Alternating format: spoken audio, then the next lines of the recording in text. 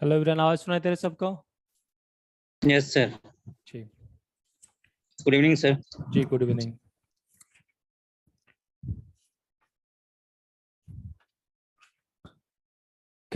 सो आज इस चैप्टर 6 का हमें सारे प्रॉब्लम सॉल्व करना है। ओके, सो चैप्टर 6 क्वेश्चन नंबर 1 जो है ये आपको सॉलिड स्टेट सॉलिड स्टेट में पढ़ाए जाएंगे। ठीक है, डाइलेक्ट्रिक कांस्टेंट, ये मतलब सॉलिड स्टेट में एक देखोगे पोलराइजेबिलिटी वर्सेस फ्रीक्वेंसी का ग्राफ अगर आपको ड्रॉ करेंगे तो वहाँ पे डिफरेंट डिफरेंट फ्रीक्वेंसी रेंज पे डिफरेंट डिफरेंट पोलराइजेबिलिटी आता है। आयनिक पोलराइजेबिलिटी, डाइपोल पोलराइजेबिलिटी, ऑप्टिकल्स, और तो आप सॉलिड स्टेट में पढ़ेंगे। ठीक है, क्वेश्चन नंबर 2 में देखो क्या बोला गया है।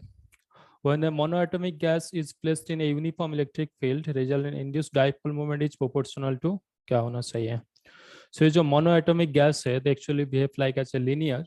सो अगर लीनियर की तरफ बिहेव करें, सो इंड्यूस डाइपोल पोलराइजेशन के साथ कैसे वेरी करना, इलेक्ट्रिक फील्ड के साथ कैसे वेरी करना चाहिए?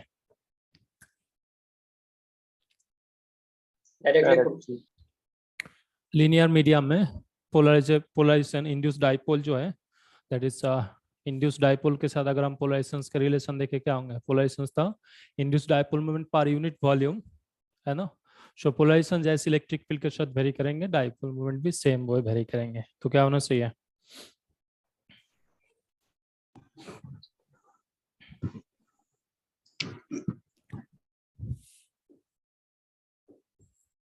क्वेश्चन नंबर 2 में देखो हमने लिखा था कि फॉर लीनियर मीडियम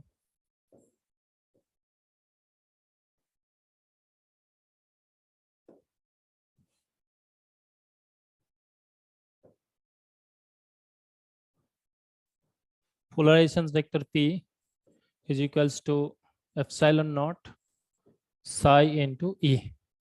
ठीक है, सो अब पोलराइजेशन क्या था, polarisation vector is equals to dipole moment, induce dipole moment divided by total volume, है ना, divided by total volume. So this is equals to epsilon naught psi into E। So P is equals to क्या होगा, V epsilon naught psi into E। तो हमें P के साथ electric field का relation पूछा गया तो हम क्या लिखेंगे, is proportional to E। So induce dipole moment भी क्या होंगे, प्रोपोर्शनल टू E होंगे।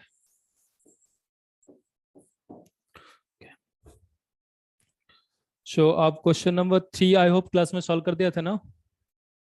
Yes sir. क्वेश्चन नंबर 4 ये भी हमने क्लास में सॉल्व किया ना। क्वेश्चन और भी नंबर 5 देखो।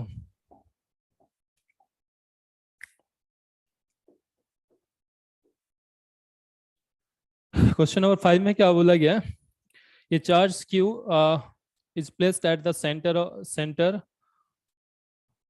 of an otherwise neutral dielectric sphere of radius A and relative permittivity epsilon r. We denote the expressions Q divided by 4 pi epsilon by ER. Which of the following statement is false? Okay. So हमें यहाँ पे क्या given है question number 5 में कि एक dielectric sphere given है, जिस डायलेक्ट्रिक स्फीयर का रेडियस हमें बताया गया स्मॉल a। सो एक डायलेक्ट्रिक स्फीयर है, इस डायलेक्ट्रिक स्फीयर का रेडियस हमें बताया गया है, radius of this dielectric sphere is small a and we have a point charge Q at the center of this dielectric sphere. So अब क्या बोला गया कि if electric field defined is Q divided by 4 pi epsilon naught r square, इस field को अगर हम इस E से रिप्रेजेंट करें, which of the following statement is false, ये हमें बताना है। ठीक है, क्या सो अब ऑप्शन ए में क्या बताया गया यहाँ पे, कि ऑप्शन ए में बोला गया है कि electric field inside this sphere that is r less than, इस रीजन पे जो इलेक्ट्रिक फील्ड होगा, इस इलेक्ट्रिक फील्ड का वैल्यू क्या लिखा गया है, इसे मैं E लिखूं तो E इक्वल्स टू क्या लिखा गया यहाँ पे कि ये मान लो से ER, इसको E प्राइम लिख लो, सो ER divided by epsilon R। और एप्सिलॉन R क्या है, ये जो डाइलेक्ट्रिक स्फीयर है इस डाइलेक्ट्रिक स्फीयर का डाइलेक्ट्रिक कांस्टेंट। तो क्या है ऑप्शन ए करेक्ट है? Yes, sir. देखो अगर इस फ्री स्पेस में चार्ज रहता तो इनसाइड दिस स्फीयर किसी भी पॉइंट पे इलेक्ट्रिक फील्ड का वैल्यू हम क्या लिखते हैं, सेंटर से r डिस्टेंस दूरी पे इलेक्ट्रिक फील्ड का वैल्यू यही होता q divided by 4 pi epsilon r square, है ना। अब डाइलेक्ट्रिक मीडियम है तो dielectric due to presence of dielectric medium that electric field will be reduced by the factor of epsilon r, है ना। सो एप्सिलॉन r से हम इससे अगर हम डिवाइड कर दे तो हमें क्या है, इस डाइलेक्ट्रिक मीडियम के अंदर इलेक्ट्रिक फील्ड मिल जाएगी। तो ऑप्शन से क्या है, करेक्ट है। बट हमें क्या पूछा कि इस क्वेश्चन में रॉन्ग आंसर फाइंड आउट करना है ना, which of the following options is false. So wrong option हमें फाइंड आउट करना है। सो ऑप्शंस बी में देखो क्या बोला गया है, इन options B it is written that a field outside the sphere when r is greater than capital R, small a। सो अगर हम आउटसाइड पे किसी भी एक पॉइंट पे इलेक्ट्रिक फील्ड कैलकुलेट करें, इस इलेक्ट्रिक फील्ड का वैल्यू कितना होना चाहिए अगर ये डिस्टेंस r है तो q अपन यार यही होना चाहिए, q अपन 4 पाई एप्सिलॉन r स्क्वायर, है ना। सो इस रीजन पे जो इलेक्ट्रिक फील्ड होंगे, इस इलेक्ट्रिक फील्ड का वैल्यू होंगे q divided by 4 pi epsilon not r square. और क्वेश्चंस में यही लिखा गया ना, ER को हमने इससे रिप्रेजेंट किया तो E इक्वल्स टू ER लिख दिया गया। इसका मतलब ऑप्शन बी भी क्या है, करेक्ट। ऑप्शन सी में क्या बोला गया है कि total charge in the sphere when r is less than a is q। बोला गया कि टोटल चार्ज अगर हम एक r लेस देन एक स्फीयर कंसीडर कर लेते हैं, ठीक है, ये स्फीयर मान लो हमने बना लिया, इस स्फीयर का जो रेडियस होंगे लेस देन ये है ना। तो इस स्फीयर के अंदर अगर हमने टोटल चार्ज कैलकुलेट करें, इस टोटल चार्ज का वैल्यू क्या आना चाहिए, इक्वल्स टू q। क्या करेक्ट है statement? No sir, no sir, क्या होना चाहिए? Bound sir. हाँ, सो यहाँ पर क्या होना चाहिए कि for r less than a total charge in the sphere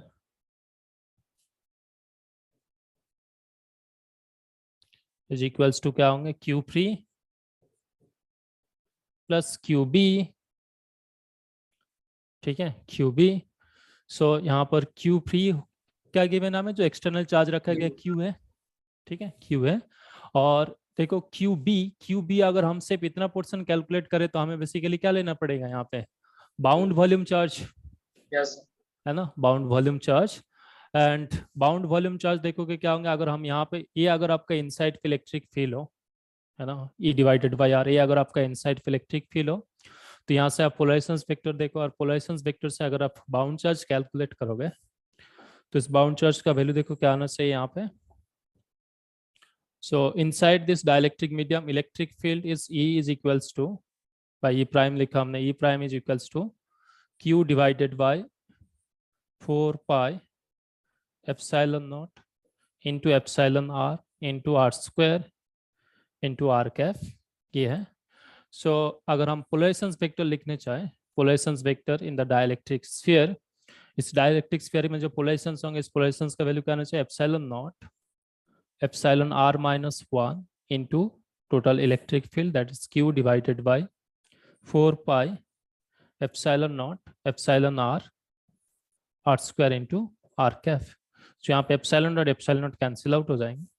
सो हमें इनसाइड के इलेक्ट्रिक पोलराइजेशन वेक्टर जो मिलेंगे, इस पोलराइजेशन वेक्टर का वैल्यू होंगे epsilon R minus 1 divided by epsilon R into Q divided by 4 pi, non zero centre पाएगा, ठीक है, 4 pi R square into R Kaif. So ये अगर आपका पोलराइजेशन वेक्टर हो तो अगर हम यहाँ से बाउंड चार्ज कैलकुलेट करें, bound volume charge, so rho b equals to क्या मिलना चाहिए हमें, minus divergence of P। So इस P वेक्टर का अगर आप डाइवर्जेंस लोगे तो हमें क्या मिलना चाहिए, minus epsilon R minus 1 divided by epsilon R Q divided by 4 pi and इस R cap divided by R square, इसको अगर हम स्फेरिकल पोलर कोऑर्डिनेट पे डाइवर्जेंस ले तो हमें क्या मिलना चाहिए, 4 पाई डेल की बार 4 पाई डेल क्यूब R। सो ये 4 पाई कैंसिल आउट हो जाएंगे। सो हमें देखो यहाँ पे रो भी मिल गया। तो अब अगर हम ये जो स्फीयर बनाए थे inside this sphere, where this inside this, ये जो स्फीयर है स्मॉल स्फीयर जो है, इस स्फीयर के अंदर अगर हमें टोटल बाउंड चार्ज कैलकुलेट करना है तो हम क्या करेंगे, जो बाउंड वॉल्यूम चार्ज मिले हमें, इससे ऊपर हम इंटीग्रेट करेंगे वॉल्यूम इंटीग्रल, है ना। तो जब वॉल्यूम इंटीग्रल करोगे तो इस केस में जो आपको बाउंड चार्ज मिलेंगे, so for r less than a, total bound charge q b, तो इस केस में टोटल बाउंड चार्ज क्या होंगे, सिर्फ वॉल्यूम के अंदर ही होगा, है ना। सरफेस जो है आर इक्वल्स टू ए पे है, बट अगर आर लेस देन ए हो तो जो स्फीयर हमने बनाया उसे वॉल्यूम के अंदर ही चार्ज होगा। सो वॉल्यूम के अंदर चार्ज के लिए हमें क्या फाइंड आउट करना है, यहाँ पे रो भी हमने कैलकुलेट कर लिया और इससे हम वॉल्यूम इंटीग्रल करेंगे। सो इस रो बी का वैल्यू अगर आप यहाँ पे पुट करोगे, so minus epsilon are minus 1 divided by epsilon are into Q, and then volume integral del cube R into डीटा। अब बताओ, हमने जिस रीजन पे वॉल्यूम इंटीग्रल कर रहा हूँ, क्या इस डायरेक्ट डेल्टा पीक उस रीजन के अंदर है? यस हाँ, ऑब्वियसली है ना। हम किस रीजन पे वॉल्यूम इंटीग्रल करेंगे, इस रीजन पे, और डायरेक्ट डेल्टा पीक किस पॉइंट पर, आर इक्वल्स टू 0 पॉइंट पे यहाँ पर है, तो इसी वॉल्यूम के अंदर है। तो इस इंटीग्रेशन का वैल्यू क्या मिलना चाहिए हमें, इस इंटीग्रेशन का वैल्यू क्या मिलना चाहिए, 1 हो जाएगा, है ना। तो इस इंटीग्रेशन का वैल्यू अगर 1 हो तो हमें बाउंड वॉल्यूम चार्ज का वैल्यू यहाँ पर क्या मिलेंगे, epsilon are minus 1 divided by epsilon are into q. अब देखो एप्सिलॉन आर क्या होगा, हमेशा ग्रेटर देन 1 होगा, तो एप्सिलॉन अगर ग्रेटर देन 1 हो तो ये जो क्यू बी जो बाउंड वॉल्यूम चार्ज है फॉर आर लेस देन है इस वॉल्यूम के अंदर, ये क्या होंगे, नेगेटिव होगा। सो अगर ये नेगेटिव हो तो इस केस में जो टोटल चार्ज होगा इस स्फीयर के अंदर, टोटल चार्ज होंगे फ्री चार्ज क्यू और a bound charge epsilon are minus 1 divided by epsilon are into Q, so which is less than Q होना चाहिए था, बट इस क्वेश्चन में क्या लिखा गया है, it is equals to q, है ना, ऑप्शन सी में। तो इसीलिए ऑप्शन सी जो है, ऑप्शन सी क्या होना चाहिए, रॉन्ग। ठीक है, ऑप्शन सी जो है, ऑप्शन सी होगा रॉन्ग। एंड उसके बाद क्या बोला गया, देखो, ऑप्शन सी में तो आर अच्छा, ग्रेटर देन ऑप्शन सी में बोला गया आर ग्रेटर देन ए, तो ये ऑप्शन डी देख लो। ठीक है, ऑप्शन डी पे बोला गया कि when R is less than A, तब टोटल बाउंड चार्ज जो है, टोटल बाउंड चार्ज का वैल्यू हमें क्या गिवन है, क्यू गिवन है, but when R is less than है उस टाइम पे टोटल बाउंड चार्ज का वैल्यू क्या होगा, लेस देन क्यू होगा। ठीक है, लेस देन क्यू होगा, तो इसीलिए ऑप्शन डी जो है, ऑप्शन डी क्या होना चाहिए, रॉन्ग। ठीक है, ऑप्शन डी होंगे रॉन्ग। एंड ऑप्शन सी अगर हम देखें, ऑप्शन सी क्या होना चाहिए, ऑप्शन सी में बोला गया कि देखो ये आपका डायलेक्ट्रिक स्फीयर है। अब अगर हम ऐसे गाउसियन सरफेस बनाए, क्लोज सरफेस बनाए, तो इस क्लोज सरफेस के अंदर टोटल इनक्लोज चार्ज कितना होगा। ठीक है, सो फॉर सी के लिए अगर हम देखें, फॉर आर ग्रेटर देन ए, तो इस रीजन पे अगर हम टोटल बाउंड चार्ज देखें, टोटल चार्ज क्या होंगे, again q free plus q b total bound charge q b. अब देखो, जब स्फीयर हमने इनसाइड पे कैलकुलेट किया था तब सिर्फ हमने वॉल्यूम बाउंड चार्ज कैलकुलेट किया था ना, क्योंकि इस वॉल्यूम के अंदर से वॉल्यूम बाउंड चार्ज होगा। लेकिन अगर हम ये जो स्फीयर, जिस स्फीयर के अंदर हमें चार्ज पूछा गया, इस स्फीयर का रेडियस अगर इसका आउटसाइड फैले, मतलब आज हमें क्या करना है यहाँ पे, इस डायलेक्ट्रिक स्फीयर का वॉल्यूम पे जो चार्ज इंड्यूस होंगे प्लस सरफेस में जो चार्ज इंड्यूस होंगे, दोनों ही कैलकुलेट करना पड़ेंगे। टोटल बाउंड चार्ज का वैल्यू हमेशा क्या होता है, टोटल बाउंड चार्ज का वैल्यू हमेशा क्या होता है, क्यू जीरो होंगे ना। तो टोटल बाउंड चार्ज अगर जीरो हो जाए तो इस केस में टोटल इनक्लोज चार्ज क्या होंगे, जो क्यू फ्री है वही होगा, क्यू फ्री का वैल्यू क्या होंगे, क्यू। ठीक है, so when R is greater than ए, तो इस स्फीयर के अंदर टोटल इनक्लोज चार्ज होंगे Q, but if R is less than A हो तब यहाँ पर तो क्यू फ्री है प्लस इसके से बाउंड वॉल्यूम चार्ज हम कैलकुलेट करेंगे, एंड इस केस में जो बाउंड वॉल्यूम चार्ज होगा वो नेगेटिव होंगे, तो जिसकी वजह से इनसाइड पे, अगर हम इनसाइड पे एक स्फीयर कंसीडर करें, उसके अंदर जो बाउंड वॉल्यूम टोटल जो चार्ज होगा that will be less than Q, but अगर आप इस स्फीयर आउटसाइड पे कैलकुलेट करोगे तो इस केस में टोटल चार्ज क्या होगा, क्यू। ठीक है, सो ऑप्शन सी भी क्या होना चाहिए, ऑप्शन सी भी करेक्ट है। सो हमें इस क्वेश्चन में रॉन्ग ऑप्शन ढूंढने बोला गया था, तो रॉन्ग ऑप्शन क्या होना चाहिए, option D. D, and D इस केस के लिए हमारे लिए क्या होंगे, करेक्ट आंसर।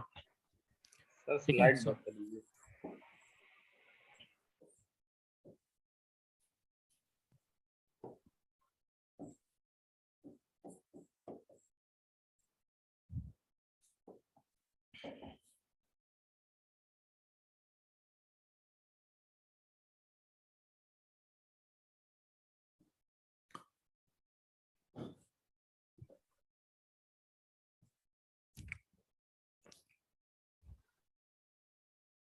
Done sir. अब क्वेश्चन नंबर 6 कर दिया थे क्या? Yes sir. ये तो नहीं थे सर, लेकिन बन गया। हो गया क्वेश्चन नंबर 6 सबका? Yes sir. Question number 7 8 I hope हो गया होंगे, 9 भी हो जाना चाहिए, 10 11 12 ये सारे हो गए हमने। तो ये क्वेश्चन पेज नंबर 61 62 सारे हो गए ना? Yes sir. 20 भी ऑलमोस्ट सारे हमने सॉल्व कर क्वेश्चन दिया। सर लगभग हो गया है। अब बताओ, क्वेश्चन 20 तक सारे क्वेश्चंस हो गए ना, अप टू 20 तक? Yes Yes, sir. उसके बाद 40 तक, 20 to 40?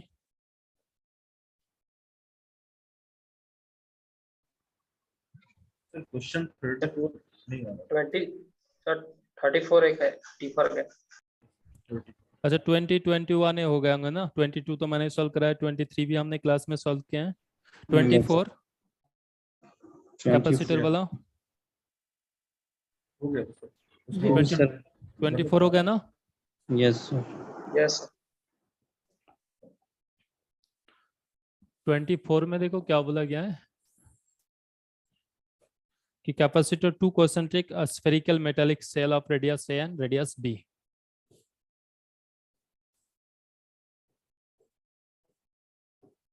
So radius a and radius b. तो इस केस में देखो आपको ये बोला गया कि किस स्फीयर को चार्ज कराया गया और किसको चार्ज ग्राउंड कराया गया, कुछ नहीं बताया गया ना। सो इन कन्वेंशनल आप क्या मानोगे, जो आपको स्फेरिकल कैपेसिटर का फर्स्ट केस बताया गया था, ठीक है? कि अगर जब भी ऐसी सिचुएशंस होता है तो आइडियल जो स्फेरिकल कैपेसिटर माना जाता है उसमें किसको इनर स्फीयर को चार्ज किया जाता है, मतलब हाई वोल्टेज से कनेक्ट किया जाता है, और आउटर वोल्टेज जो है इसे आउटर सरफेस जो इसे ग्राउंडेड कर दिया जाता है, ठीक है? तो इस केस में जो कैपेसिटेंस होंगे, इस कैपेसिटेंस का वैल्यू कितना होना चाहिए? 4 pi epsilon naught A B divided by B minus A.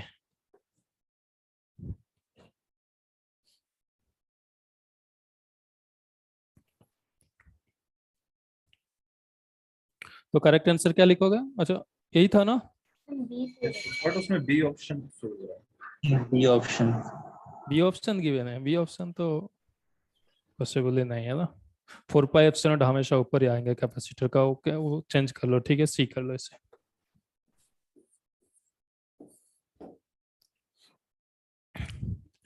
Question number 24 हमने शायद क्लास में सॉल्व कर दिया था, 27 8 ये सारे हो गया।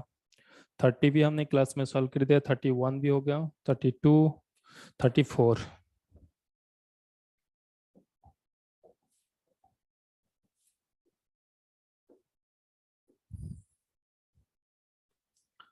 क्या 34 में देखो क्या बोला गया है कि 2 parallel plate metallic sand with a dielectric pad of thickness d and forming an ideal capacitor of capacitance C. The dielectric pad is elastic and having spin constant K. If an ideal battery of a voltage V is across the terminal is connected the two plates of this capacitor, the fractional change delta d by d is less than 1 between the gap plate is okay.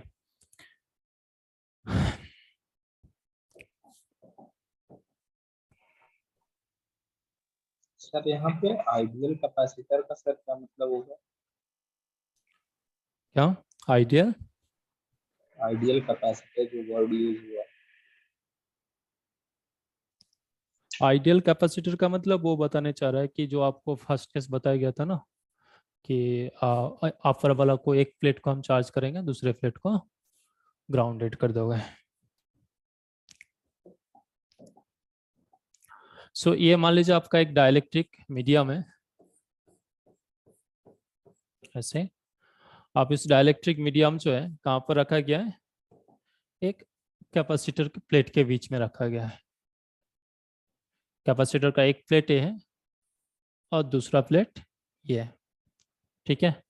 सो अभी अगर हम यहाँ पे capacitor को charge ना करें, ऐसे ही रखें, तो ऐसे ही रहेगा ये, है ना?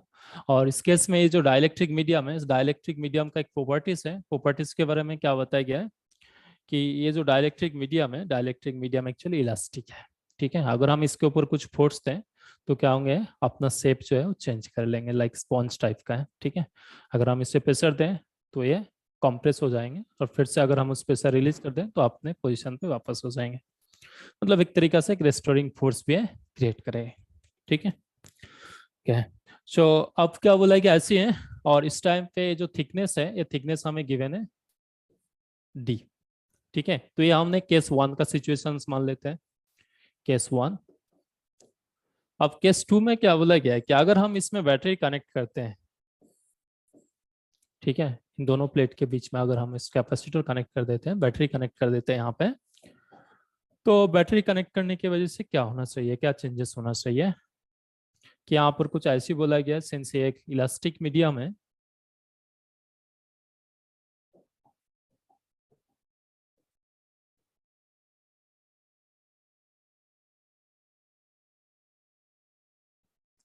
सो अगर हम बैटरी का पॉजिटिव टर्मिनल मान लो अपर प्लेट में दें और लोअर प्लेट में नेगेटिव टर्मिनल है, और ये वाला टर्मिनल अगर से ग्राउंडेड हो, तो इस केस में बताओ, जैसे हमने बैटरी का पॉजिटिव टर्मिनल अगर यहाँ पर कनेक्ट करें तो यहाँ पे पॉजिटिव चार्ज आना चाहिए इस प्लेट के ऊपर, यस सर।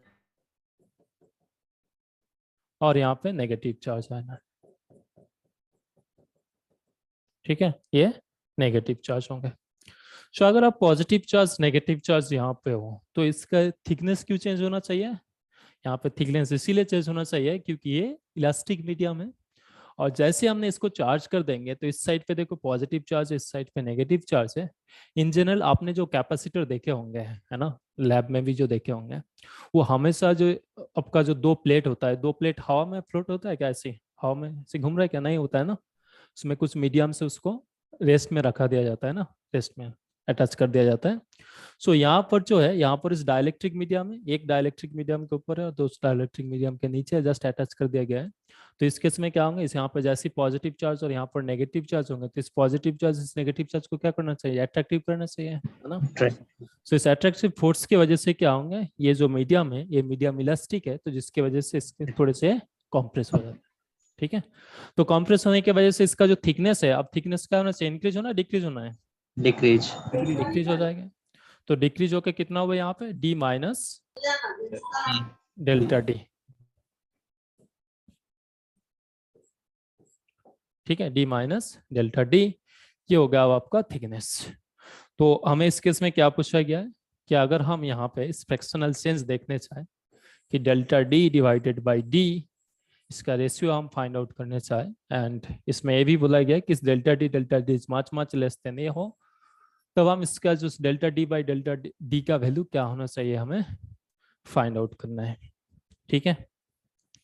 तो कैसे फाइंड आउट करोगे, सो अगेन हम यहाँ पर भी सेम लॉजिक यूज करेंगे कि देखो अगर हमने इसने थिकनेस चेंज किया है तो कैपेसिटर के अक्रॉस में कुछ एनर्जी भी चेंज हो जाएगा, यस सर। है ना।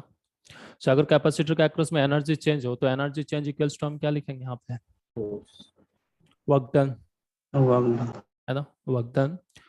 सो यही चीजें हमें यहाँ पर भी लिखना और कुछ नहीं।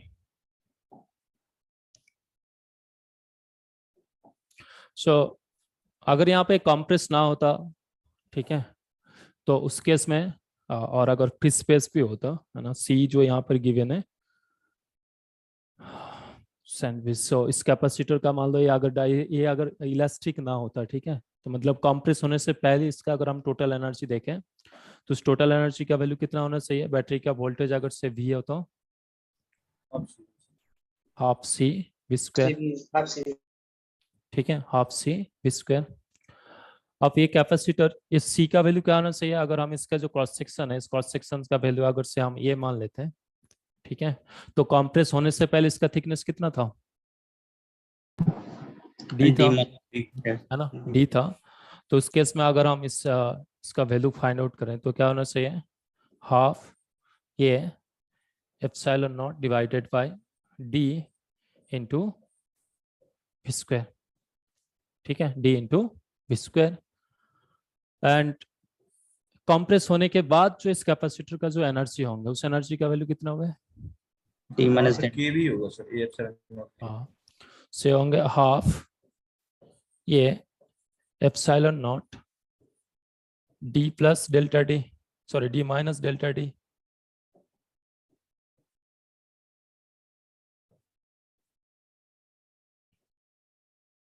ठीक है, d माइनस डेल्टा डी ये होगा। सो अब अगर ये आपका इनिशियल एनर्जी हो या आपका फाइनल एनर्जी हो तो चेंज ऑफ एनर्जी कितना हुआ है? चेंज ऑफ एनर्जी आप कैलकुलेट कर सकते हो यहाँ पे, ठीक है। ये आपका इनिशियल एनर्जी था, ये कॉम्प्रेस होके कैपेसिटर में फाइनल एनर्जी हो गया, तो चेंज ऑफ एनर्जी कितना होना चाहिए?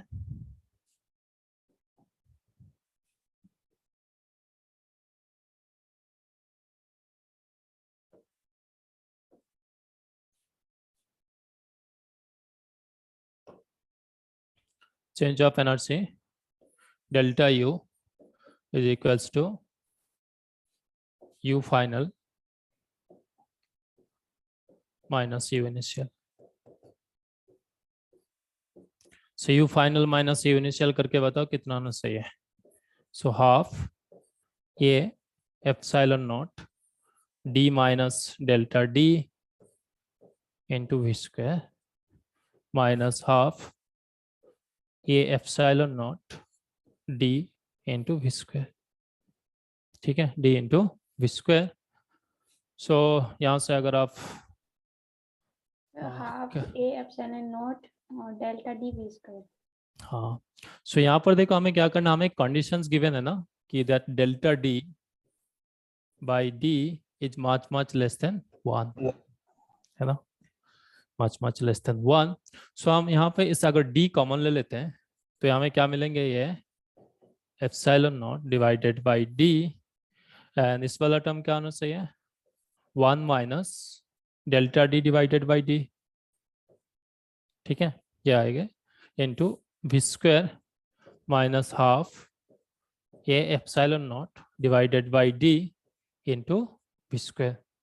सो आप देखो अगर हम इस वाला टर्म को न्यूमरेटर में लेके जाए और इससे बाइनोमियल एक्सपेंशन करें, क्योंकि ये वाला टर्म लेस देन 1 है, सो अगर बाइनोमियल एक्सपेंशन करें and up to first order approximation तक अगर हम कंसीडर करें, ठीक है, up to first order approximation, तो हमें यहाँ पे क्या मिलना चाहिए, हाफ ये epsilon naught divided by d, और इस वाला टर्म को जब ऊपर लेके जाएंगे तो इसका पावर कितना होना चाहिए, -1।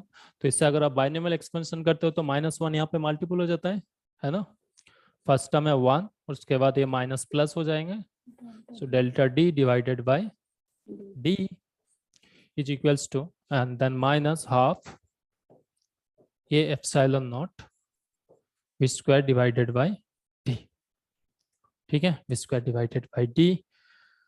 सो यहाँ पर क्या होंगे देखो कि ये इससे अगर हम मल्टीपल कर दे तो ये फर्स्ट टर्म और थर्ड टर्म कैंसिल आउट हो जाएंगे और ये वाला टर्म बच जाएंगे यहाँ पे। सो ये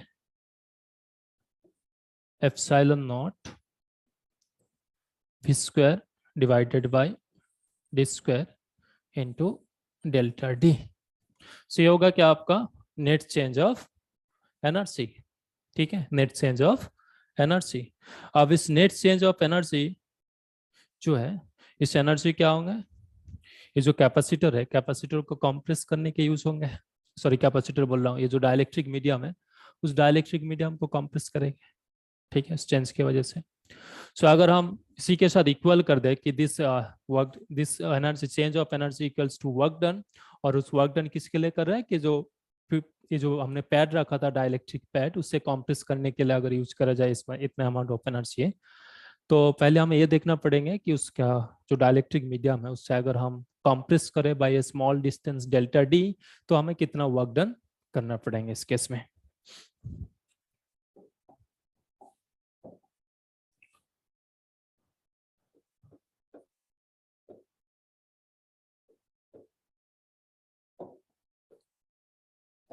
The required work done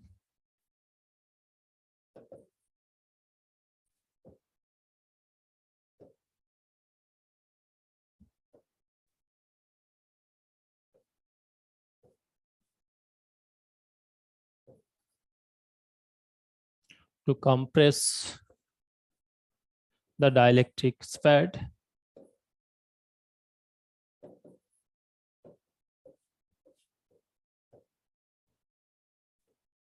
कितना लिखोगे वर्क डन? अगर एक स्प्रिंग कांस्टेंट का, एक स्प्रिंग को अगर हम एक्स डिस्टेंस से इंक्रीज करते हैं, कॉम्प्रेस करते हैं, तो उसके अंदर जो रेस्टोरिंग फोर्स क्रिएट होता है, रेस्टोरिंग फोर्स का वैल्यू कितना होता है? kx, kx, ठीक है, kx। एंड सो यहाँ पर हमने जो पैड को कॉम्प्रेस किया, कितने लेंथ से कॉम्प्रेस किया? डेल्टा डी, है ना? Yes, sir. तो इस डेल्टा डी कॉम्प्रेस करने की वजह से इसके अंदर जो रेस्टोरिंग फोर्स जनरेट होंगे, उस रेस्टोरिंग फोर्स का वैल्यू कितना होना चाहिए?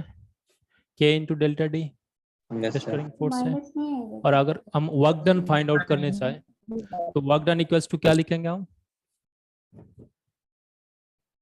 फोर्स इंटू डिस्प्लेसमेंट, है ना? Force into displacement. अब देखो, जब हमने रिंग को जब, मतलब पिंग को जब एक्सटेंड करता है by a distance x, if x is मतलब एक मेजरेबल डिस्टेंस हो, लेंथ के रिस्पेक्ट में काफी छोटा हो, तब भी हम इसे हाफ के एक्स करता है ना। कैसे करता है यहाँ पे कि के एक्स आपका रेस्टोरिंग फोर्स है, तो उसके बाद डी एक्स हमने एलिमेंटरी लेंथ मानता है, और इसको 0 टू एक्स तक अगर हम इंटीग्रेट करें तो हमें क्या मिलता है? टोटल वर्क डन हाफ के एक्स, ठीक है।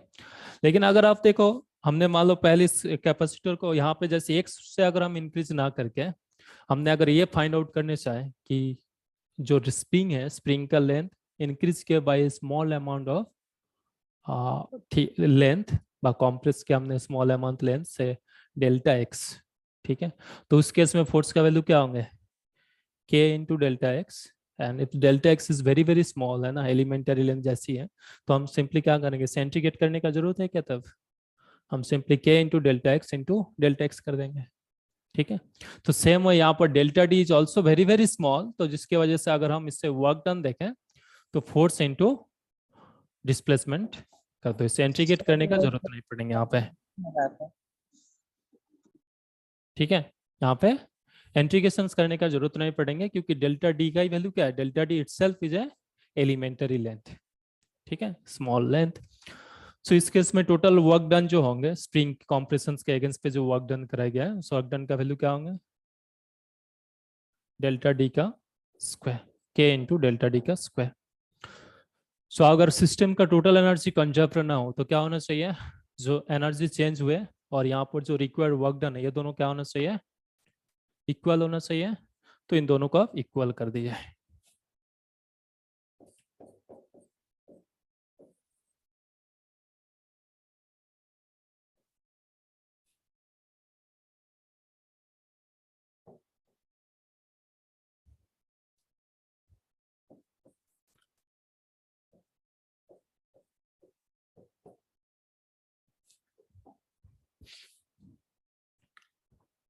अच्छा, यहाँ पे देखो, इन टर्म्स ऑफ अगर हमें सी में लिखना हो तो हम इससे क्या लिख सकता हूँ? ये एप्सिलॉन नॉट डी को हम क्या लिख सकता हूँ? सी लिख सकता हूँ यहाँ पे, है ना। Yes, तो हम sir. इसको ऐसे लिखेंगे कि half C we square divided by d into delta d, ठीक है, d into delta D. So इस वाला का वैल्यू हमने क्या मान लिया? सी मान लिया, ठीक है। सो आप इसके साथ यहाँ पे इक्वल कर दो इस चीज को। So half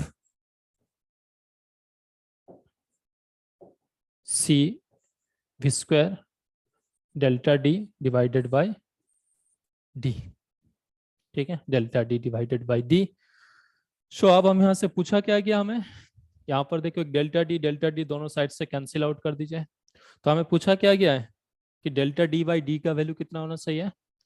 so delta D by D का वैल्यू अगर हम कैलकुलेट करने चाहें तो हम कैसे कैलकुलेट करेंगे? यहाँ पे डेल्टा डी का वैल्यू कैलकुलेट कर लो पहले। Delta d is equals to हमें यहाँ पर क्या मिलेंगे कि हाफ सी भी स्क्वायर डिवाइडेड बाय के इंटू डी, यही मिलेगा हमें डेल्टा डी का वैल्यू। बट हमें पूछा क्या है? डेल्टा डी बाई डी, तो यहाँ पर एक डी से डिवाइड भी कर दीजिए। सो डी से अगर डिवाइड करोगे तो यहाँ पर एक डी से भी मल्टीपल करना पड़ेगा हमें, दोनों साइड पे डी से मल्टीपल कर दिया। सो ये आपका क्या होंगे फाइनल रिजल्ट जो हमें पूछा गया, डेल्टा डी बाई डी का वैल्यू। सो करेक्ट आंसर क्या लिखोगे? Half C we square divided by K D square. So option B.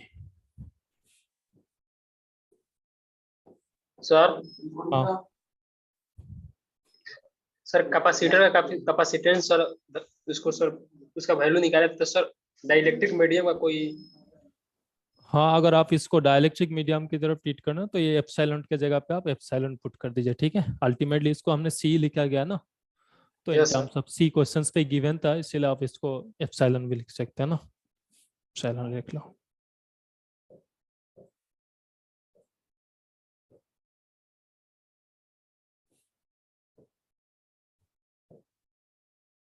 तो यहाँ पे ए एप्सिलॉन बाई डी का वैल्यू क्या लिखोगे, सी लिख लो। इसका स्लाइड बंद कर दीजिए।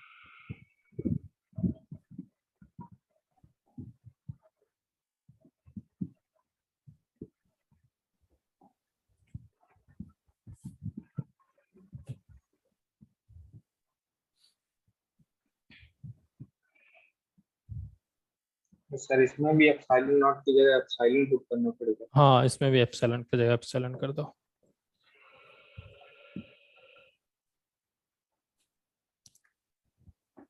सर एक डाउट और बोलो। सर, इसमें ये जो प्लेट्स पर सर ये पॉजिटिव चार्ज आएगा जब चार्ज करेंगे, लेकिन सर जो डाइलेक्ट्रिक मीडियम है सर उसमें भी तो सर बाउंड चार्ज आएगा सर, उसकी वजह से कोई फर्क नहीं होगा। उसके लिए ही तो ये चेंज होगा ना, अदरवाइज इससे क्या लिखता हूँ, एप्सिलॉन लिखता हूँ, है ना, इस कैपेसिटर में। पहले इसको देखो, कैपेसिटर चार्ज होंगे, चार्ज की वजह से अट्रैक्टिव फोर्स होंगे और उसके वजह से इसको कॉम्प्रेस होंगे। तो जैसे हमने चार्ज कर दिया उस टाइम पे इसका एनर्जी इतना होगा, ठीक है। यस और उसके बाद फिर कैपेसिटर जब कॉम्प्रेस हो जाएंगे तब एनर्जी ये होंगे। बट यहाँ पे इस डाइलेक्ट्रिक मीडियम का क्या इफेक्ट हुआ है, जो पोलराइज बाउंड चार्ज की वजह से ये जो इलेक्ट्रिक फील्ड है, इलेक्ट्रिक फील्ड एप्सिलॉन आर से रिड्यूस हो जाएगा, जिसके वजह से कैपेसिटर क्या होंगे, एप्सिलॉन आर से इंक्रीज हो जाएंगे। तो इसीलिए इसके एप्सिलॉन के साथ अगर आप एप्सिलॉन आर मल्टीपल करोगे तभी एप्सिलॉन हो जाएगा ना। यस। हाँ,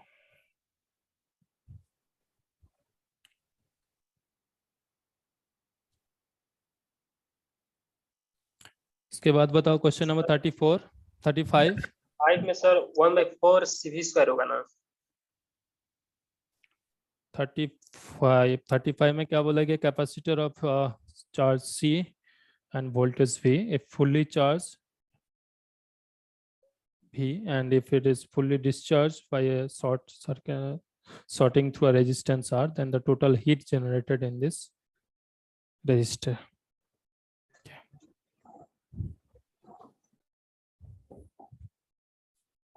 कितना होना चाहिए heat generation, half CV square. 35।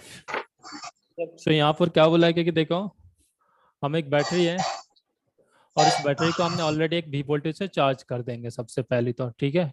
तो बैटरी को अगर हम फुल चार्ज कर दें यहाँ पे, तो इसके अक्रॉस में वोल्टेज कितना होंगे, V होगा, ठीक है, ये V होंगे। अब हमें क्या बोला गया है कि इस जो कैपेसिटर, इस कैपेसिटर को हम फुल्ली डिस्चार्ज करेंगे थ्रू ए रेजिस्टेंस R, ठीक है। तो अब इस कैपेसिटर को यहाँ से हम उठा लेते हैं और इस कैपेसिटर के साथ यहाँ पर एक रेजिस्टेंस कनेक्ट कर दो ऐसे। तो अब अगर हम इस रेजिस्टेंस कनेक्ट करें तो करंट ऐसे फ्लो होंगे और करंट फ्लो होने की वजह से यहाँ पर हीट जनरेट होगा। तो हमें ये पूछा गया कि टोटल कितना हीट जनरेट होना चाहिए, ठीक है। हाफ CV स्क्वायर तो होगा।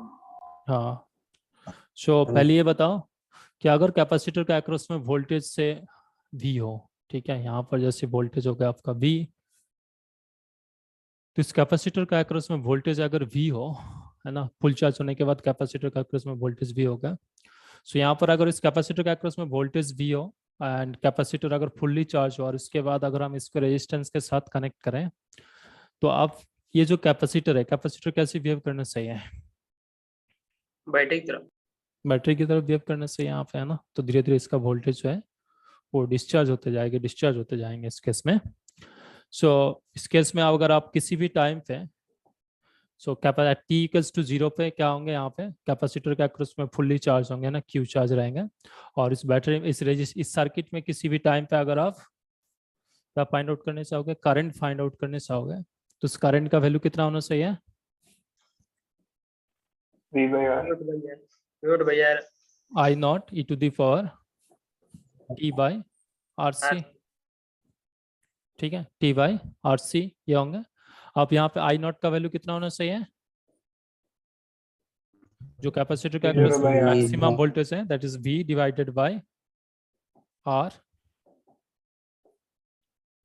V divided by R into T by r c, ठीक है, T बाय आर सी। ये आपका क्या होंगे सर्किट में किसी भी टाइम पे एट टाइम t पे से करंट, ठीक है, एट टाइम t पे करंट। सो अगर इस सर्किट में ये करंट हो, आप इस कैपेसिटर को डिस्चार्ज होने के लिए टोटल कितना टाइम चाहिए फुल्ली डिस्चार्ज होने के लिए आइडियल कैपेसिटर को? इनफाइनाइट टाइम चाहिए, ठीक है, इनफाइनाइट टाइम चाहिए।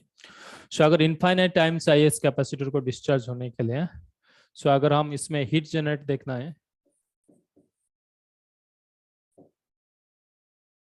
Heat loss is equals to क्या होना चाहिए कि I square R into delta T time तक अगर इस रेजिस्टेंस पे करंट फ्लो तब इतना हीट जनरेट होगा। अब हमें यहाँ पे कब तक हीट जनरेट करना है? 0 से लेके इन्फिनिटी तक चलेंगे। सो आप यहाँ पे वैल्यू पुट कर दीजिए v square divided by r square into यहाँ पर भी एक r है तो r into e to the power minus 2t by r c into d t. तो अब इससे आप इंटीग्रेट करो 0 टू इन्फिनिटी तक, ठीक है, 0 टू इन्फिनिटी तक। तो आप बताओ यहाँ पे फाइनल आंसर क्या होना चाहिए? इंटीग्रेट करो और इंटीग्रेट करके फाइनल आंसर बताओ कितना होना चाहिए।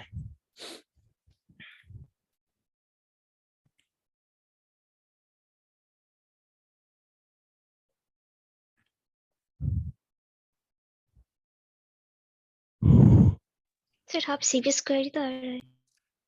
सर उतना ही तो आ रहा है, आपसे 20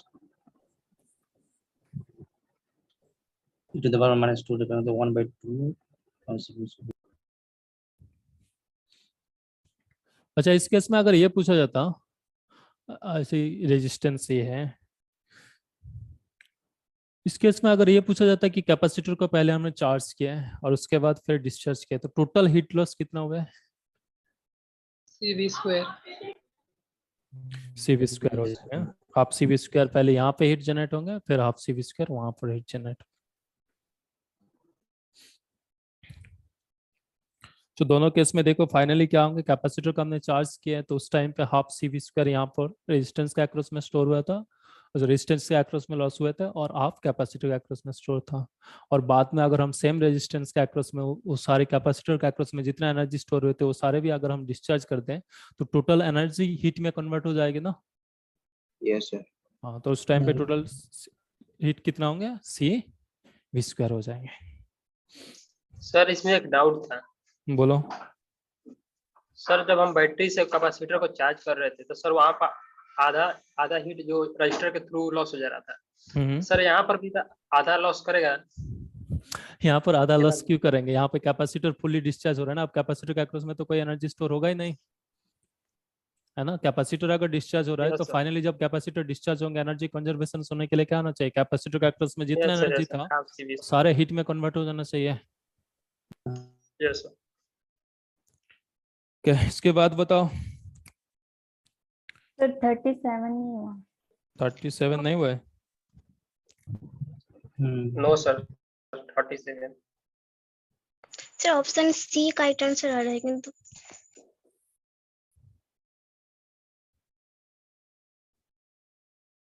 ऑप्शन सी करेक्ट आंसर है।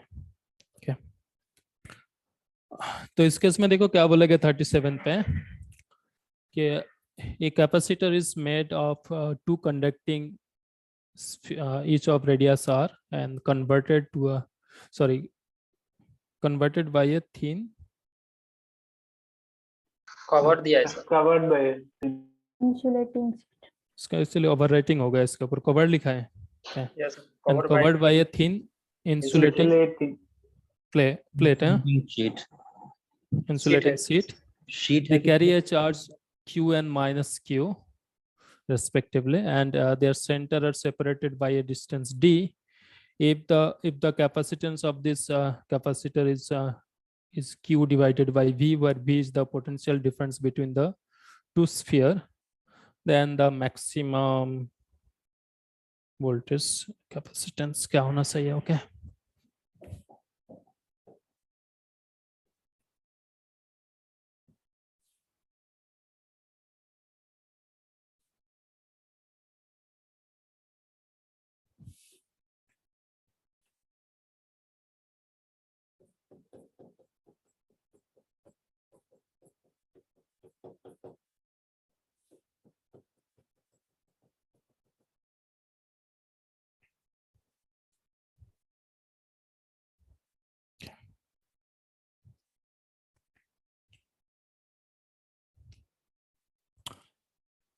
सो इनके बीच में डिस्टेंस हमें क्या गिवन है? d, एंड ये रेडियस हमें कितना गिवन है?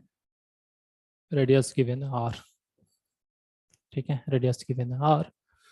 तो इस केस में देखो जो कैपेसिटर्स बनेंगे एक्चुअली, यहाँ पर इस स्फीयर में पॉजिटिव चार्ज है, इस स्फीयर में नेगेटिव चार्ज है, और ये इंसुलेटेड कैपेसिटर से कनेक्टेड मतलब कवर है, इसका मतलब इसके वजह से यहाँ पर चार्ज इंड्यूस नहीं होंगे, इसकी वजह से यहाँ पर भी कोई चार्ज इंड्यूस नहीं होंगे, ऐसे कुछ है, ठीक है।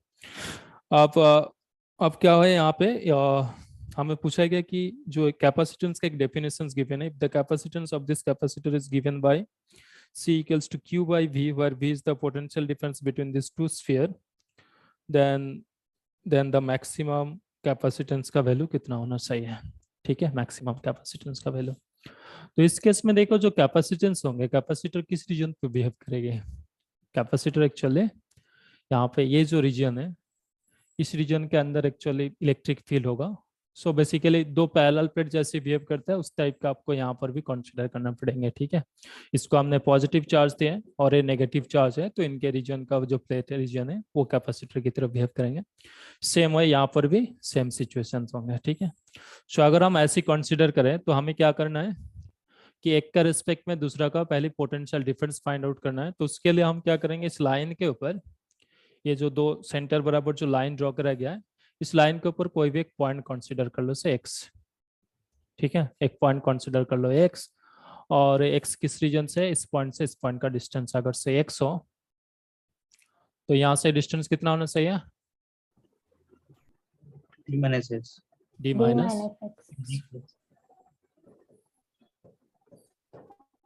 ठीक है, d माइनस x। सो ये अगर आपका d माइनस x हो, एंड तो अगर हम यहाँ पे किसी रीजन पे इलेक्ट्रिक, इस पॉइंट पे अगर इलेक्ट्रिक फील्ड फाइंड आउट करने चाहें तो इस इलेक्ट्रिक फील्ड का वैल्यू किसके? इस चार्ज की वजह से लिखोगे और इस चार्ज की वजह से भी लिखोगे। अब ये पॉजिटिव चार्ज है तो इसके वजह से इलेक्ट्रिक फील्ड किस डायरेक्शन में होना चाहिए? टुवर्ड्स राइट की तरफ। एंड नेगेटिव चार्ज है, इसके वजह से भी इलेक्ट्रिक फील्ड क्या होंगे? राइट की तरफ पे होंगे। तो दोनों सेम डायरेक्शंस पे हैं। तो एट पॉइंट, इस पॉइंट को अगर से हम P मान लें तो द इलेक्ट्रिक फील्ड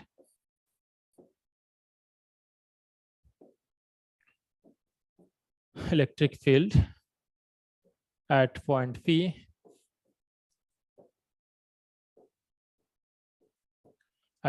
P क्या होना चाहिए? 1/4 pi epsilon naught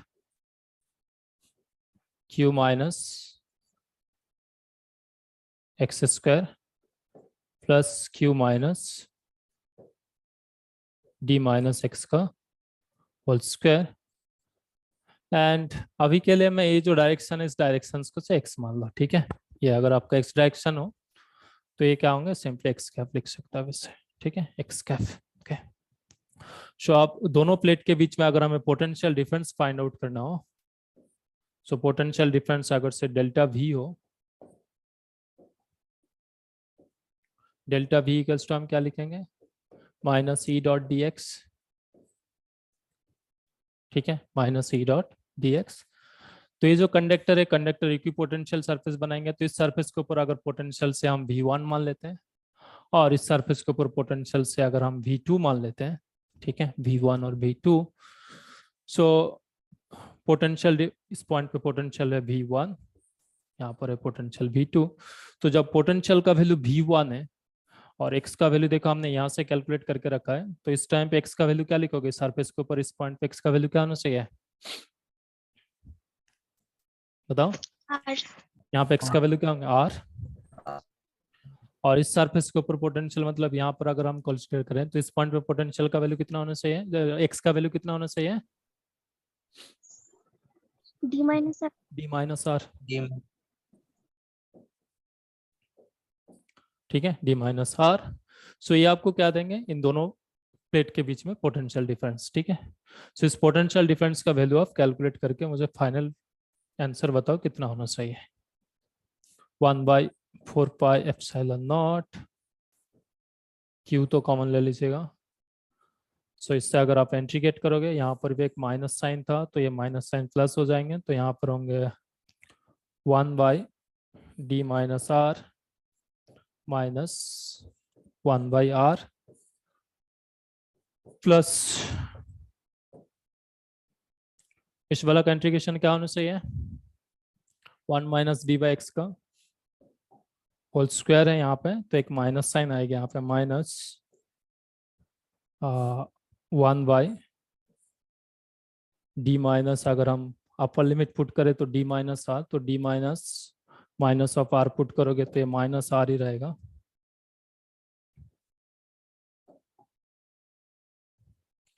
and then plus हो जाएंगे यहाँ पर, अगर आप वैल्यू पुट करोगे तो ये होंगे 1/d माइनस आर।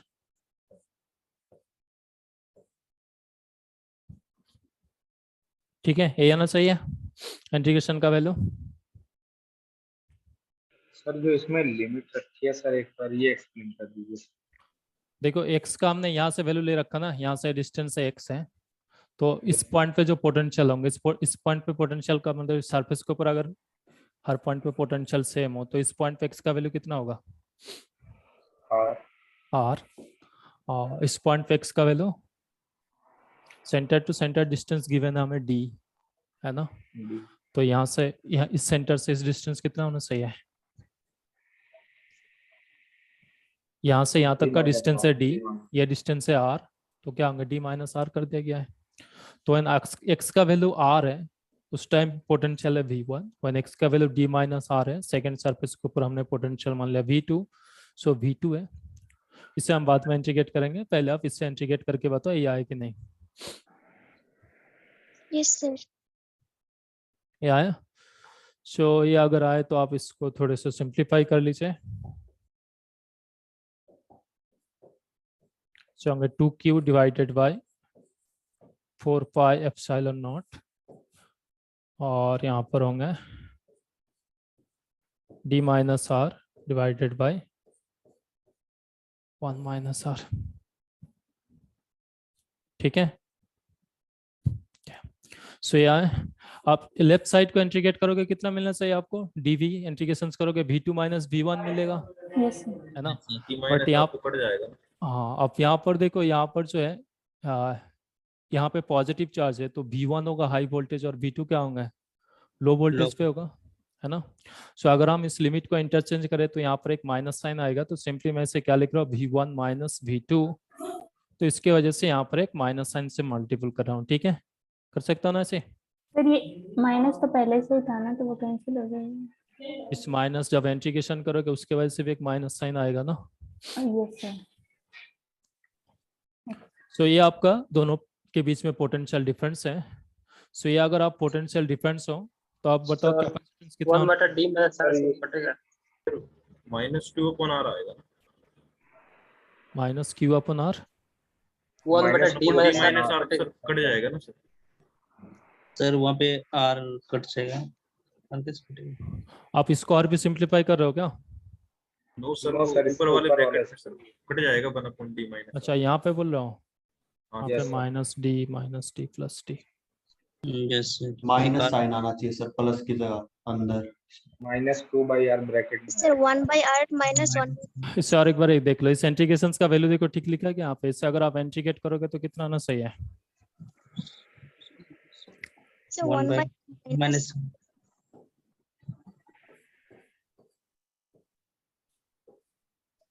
इस इंटीग्रेशन का वैल्यू कितना होना चाहिए? -1 बाई 1 by d माइनस और x, तो ये माइनस का है तो और प्लस इसके एक माइनस साइन मल्टीपल होंगे तो प्लस हो जाएंगे, है ना। सो ये होगा आपका इंटीग्रेशन। सो इस इंटीग्रेशन का वैल्यू हम यही लिखेंगे, और पहले से एक माइनस साइन था तो आपने सर बाहर से भी उसके वजह से भी एक माइनस साइन ही रहेगा यहाँ पे, ठीक है। सो माइनस साइन रहा, आप उसका अगर हम अपर लिमिट पुट करें तो यहाँ पर अगर हम अपर लिमिट पुट करें और लोअर लिमिट पुट करें, लोअर लिमिट है r और अपर लिमिट है d माइनस r, तो यहाँ पे वैल्यू पुट करोगे तो कितना मिलना चाहिए आपको कि 1 minus 1 by r minus 1 by d minus sir. हाँ, सो 1 बाई, यहाँ पे x का वैल्यू पुट करो तो ये होगा -d प्लस r, तो 1 बाई r माइनस यहाँ पर कितना मिलना चाहिए? d minus 1 by d minus 1 by d minus r। 1 by d minus r।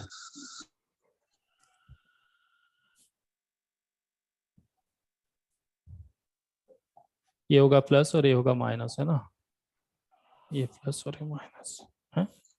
ये सर दो कैसे होगा? सर आर वाला प्लस होगा और डी माइनस आर वाला माइनस होगा। फिर पोटेंशियल 0 हो जाएगा दोनों के बीच में। नहीं सर, सर 1 बटा d माइनस r जो है वो कटेगा दोनों तरफ से।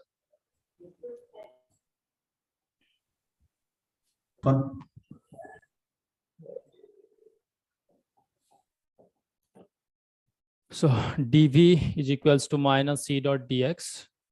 सो यहाँ पर होंगे q divided by 4 pi epsilon naught, इसे आप कॉमन ले लीजिए। So 1 minus x square minus sorry plus 1 by d minus x का होल स्क्वायर इंटू dx। इससे हमें इंटीग्रेट करना है r से लेके d माइनस r तक, ठीक है, r से लेके d माइनस r तक। तो इसे इंटीग्रेट करोगे तो इंटीग्रेशन का वैल्यू क्या आना चाहिए? q divided by 4 pi epsilon not. इस इंटीग्रेशन का वैल्यू होंगे -1 by x। So -1 by x का वैल्यू अगर हम पुट करें तो इसका वैल्यू होंगे 1 by r minus 1 by d minus r। ये फर्स्ट टर्म का हो गया। सेकेंड टर्म का इंटीग्रेशन हमें मिला था -1 by d minus, A minus x. इस इंटीग्रेशन का वैल्यू मिलेंगे माइनस, और फिर इंटीग्रेशन की वजह से भी एक माइनस साइन आएंगे तो प्लस हो जाएंगे, प्लस और 1 बाई डी माइनस एक्स होंगे, है ना। इंटीग्रेशन का वैल्यू होंगे 1 by D plus X, D minus x.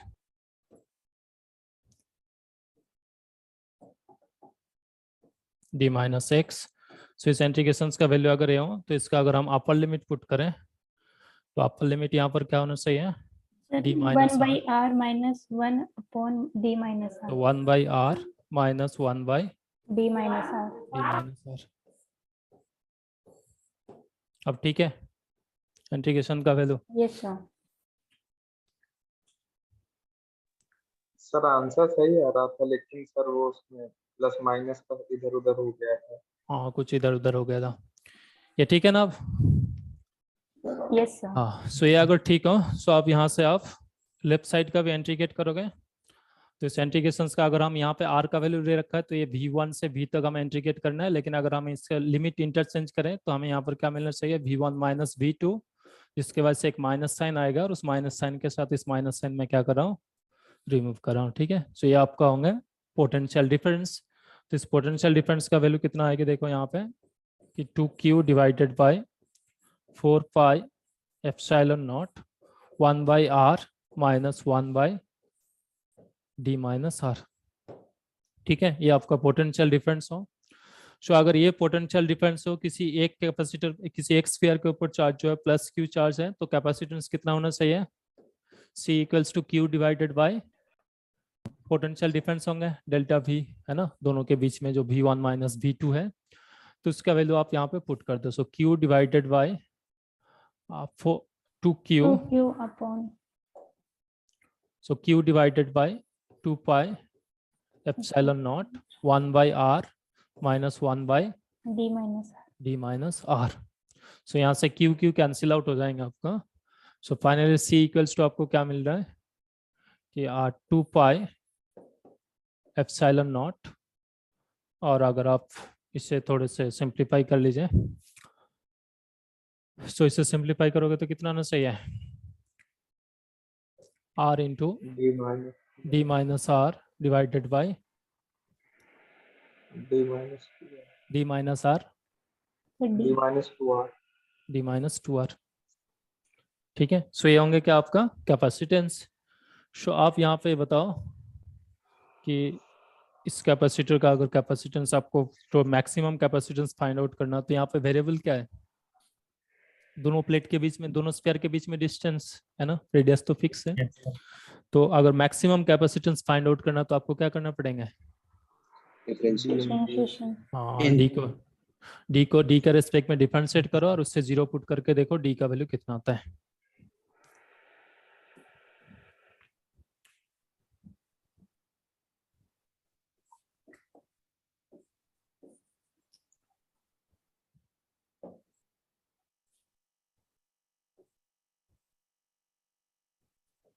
Maximum value of c d c by d d is equals to क्या होना चाहिए, 0 होना चाहिए. सो आप इससे डिफरेंशिएट करो और फाइनली डी का वैल्यू फाइंड आउट करके बताओ कितना होना चाहिए.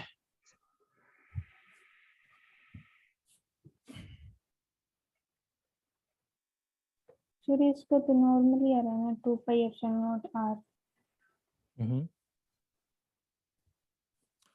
सो ये टर्म कांस्टेंट है, और अगर आप इसको डिफरेंशिएट करोगे सो इसका वैल्यू कितना होना चाहिए, U by V लगाना. Okay. r d equals to कितना है, आ गया. नहीं सर एक बार कर रहे हैं. सर उसका डिफरेंशिएशन किया तो -2 by epsilon So, naught r square upon d minus 2r का होल स्क्वायर. सो इसका अगर डिफरेंशिएट करोगे तो पहले डिनोमिनेटर इसको कर लीजिए, तो आपको क्या मिलेंगे यहाँ पे कि d minus 2r g minus into, अगर इसको डिफरेंशिएट करोगे तो यहाँ से r आएगी. ठीक है, r माइनस यहाँ से d का वैल्यू कितना मिलेगा आपको. नेक्स्ट टाइम हमें क्या करना है, अब हम इसको डिफरेंशिएट करेंगे और इसको एज इट इज रख देंगे. सो r into D sir D का वैल्यू 2R आएगा. Minus r into D minus 2r. इसका डिफरेंशिएट करोगे क्या होंगे, यही रह जाएगा ना. तो इसके बाद यहाँ पे स्क्वायर होंगे. So this is equals to आपको क्या होना चाहिए, 0 होना चाहिए. तो यहाँ से डी का वैल्यू क्या आएगा, कुछ नहीं आएगा ना. yes sir. yes sir cancel हो. डी कैंसिल आउट हो रहा है. sir d does not depend on d.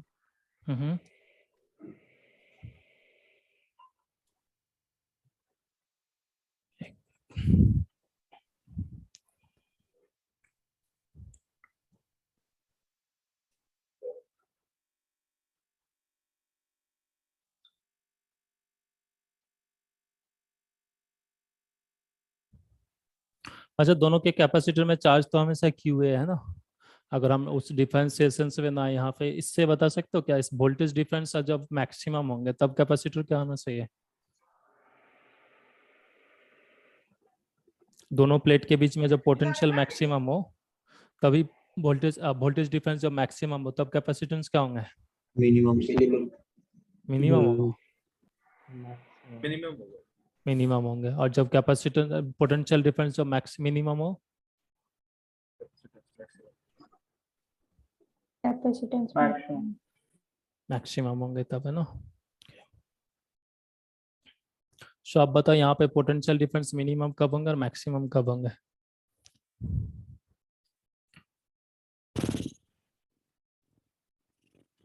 ना तो इसको और क्या कर सकते हैं हम, यहाँ पे देखो एक्चुअली आप यहाँ पे d इक्वल्स टू 0 पुट करके देखो तो पोटेंशियल डिफरेंस कितना आएगा, 2 by R 4 cube by 4 pi epsilon naught R. d equals to 0 put करोगे तो कुछ फाइनाइट वैल्यू आएंगे ना. आप d equals to infinity zero. Sir हाँ बोलो। मेरा जो आया है सर उसमें आया -2 पाई epsilon r square upon d -2r का होल स्क्वायर। ये सर इसी यही बात- मेरा है। सर तो इनफाइनाइट पे सर ये 0 आ जाएगा तो सर मैक्सिमम हो जाएगी सर ये वैल्यू। जीरो डाला तो माइनस इनफिनिटी आएगा। यहाँ से आपको क्या वैल्यू आया? डी का वैल्यू इन्फिनिटी आया। हाँ सर वो डिफरेंशिएशन किया तो सर वैल्यू आएगी उसको उस पे d की वैल्यू जब इनफाइनाइट रखेंगे सर तो आ रहा है सर मैक्सिमम कैपेसिटेंस। अच्छा, कैपेसिटर में जब डी का वैल्यू इनफाइनाइट पुट करोगे तभी मैक्सिमम होंगे। ऐसे डिफरेंशिएशन पे आना चाहिए था, हो सकता है हमें इसको इस फॉर्म में डिफरेंशिएट ना करके सर आपने terms of- डिफरेंशिएशन अलग आई कैसे किया है? क्या डिनोमिनेटर पे d minus 2r whole square. Denominator में 2 माइनस होल स्क्वायर आएंगे, बट इसको जब हम जीरो इस साइड पे जीरो पुट करोगे ना तो जीरो के साथ जीरो मल्टीपल कर दोगे तो जीरो ही हो जाएगी ना। सर अगर हम मल्टीपल ना करें तो? मल्टीपल ना करो तो फिर वहां से भी डी का वैल्यू कैलकुलेट करके देखो कितना आता है।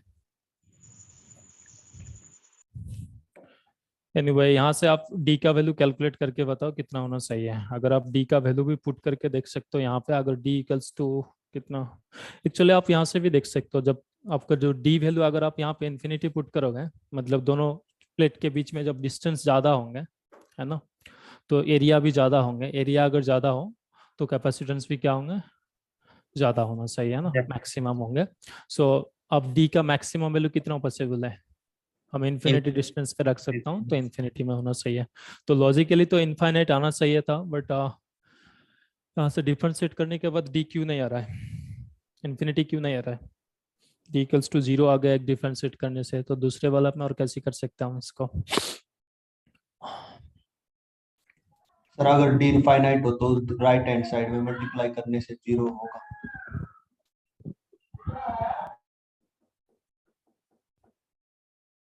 यहाँ पे d equals to infinity put करके देखो कितना आता है। पहले इस डी बाई आर से डिवाइड कर दो इसको। डी बाई आर को डिवाइड करोगे तो ये हो जाएगा आपका d minus r, so 1 minus something.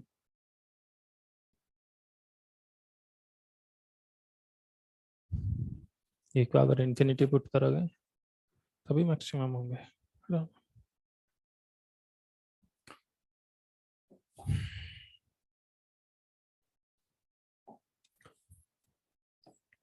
D by d d equals to 0 होना चाहिए।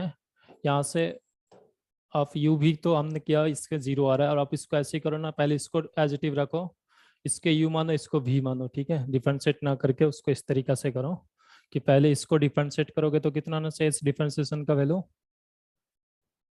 सिंपली आर आएगा, ठीक है। R divided by d minus 2r। फिर नेक्स्ट टाइम हम क्या करेंगे, इसको एज इट इव रख दो, so R into D minus R. And अब इसको अगर हम डिफरेंशिएट करें तो इसका वैल्यू कितना आना चाहिए, minus of d minus r का 2r का होल स्क्वायर। तो वही वापस आ जाएंगे घुमा फिर के। So this is equals to 0। Sir हाँ बोलो। बट सर जो कैपेसिटेंस का सर ये जो वैल्यू आया है सर, तो यदि d इक्वल टू 2r रखेंगे सर तो इनफाइनाइट नहीं हो जाएगा कैपेसिटेंस, तो 2r पे भी मैक्सिमम हो सकता है capacitance. d equals to 2r, so अभी मैक्सिमम होंगे।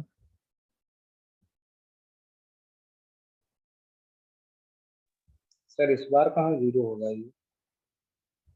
बट देखो फिजिकली इसका जो मीनिंग है, अगर हम दोनों के बीच में डिस्टेंस जो है, डिस्टेंस अगर हम इंक्रीज करें तो अभी पोटेंशियल डिफरेंस जो है ज़्यादा होंगे, है ना, फॉर मतलब मिनिमम होगा, मैक्सिमम जब डिस्टेंस होंगे। सो डिस्टेंस अगर मैक्सिमम हो, मिनिमम होंगे तो पोटेंशियल ही होना चाहिए। b इक्वल टू r बस सर। चलो इसको आप यहीं तक ही रखो, नेक्स्ट क्लास में बता देंगे इसको, ठीक है, कैसे करना है। Yes sir. यहीं तक ही करके रखो, बाकी ये डिफरेंशिएशन करने के बाद कैसे करना है, आगे कैसे प्रोसीड करना है बता देंगे नेक्स्ट क्लास में। सर आपने जो बताया सर ये पैरेलल प्लेट की तरह सर बिहेव करेगा सर, देखो इस क्वेश्चंस पे ही डेफिनेशन लिखा गया आपको, है ना, कि सिस्टम का अगर हम कैपेसिटेंस है C equals to Q by V form में लिखे हैं, पर V क्या है, दोनों स्फीयर के बीच में पोटेंशियल डिफरेंस है, एंड जो Q क्या है, किसी एक स्फीयर के ऊपर चार्ज है, plus Q minus Q given है ना।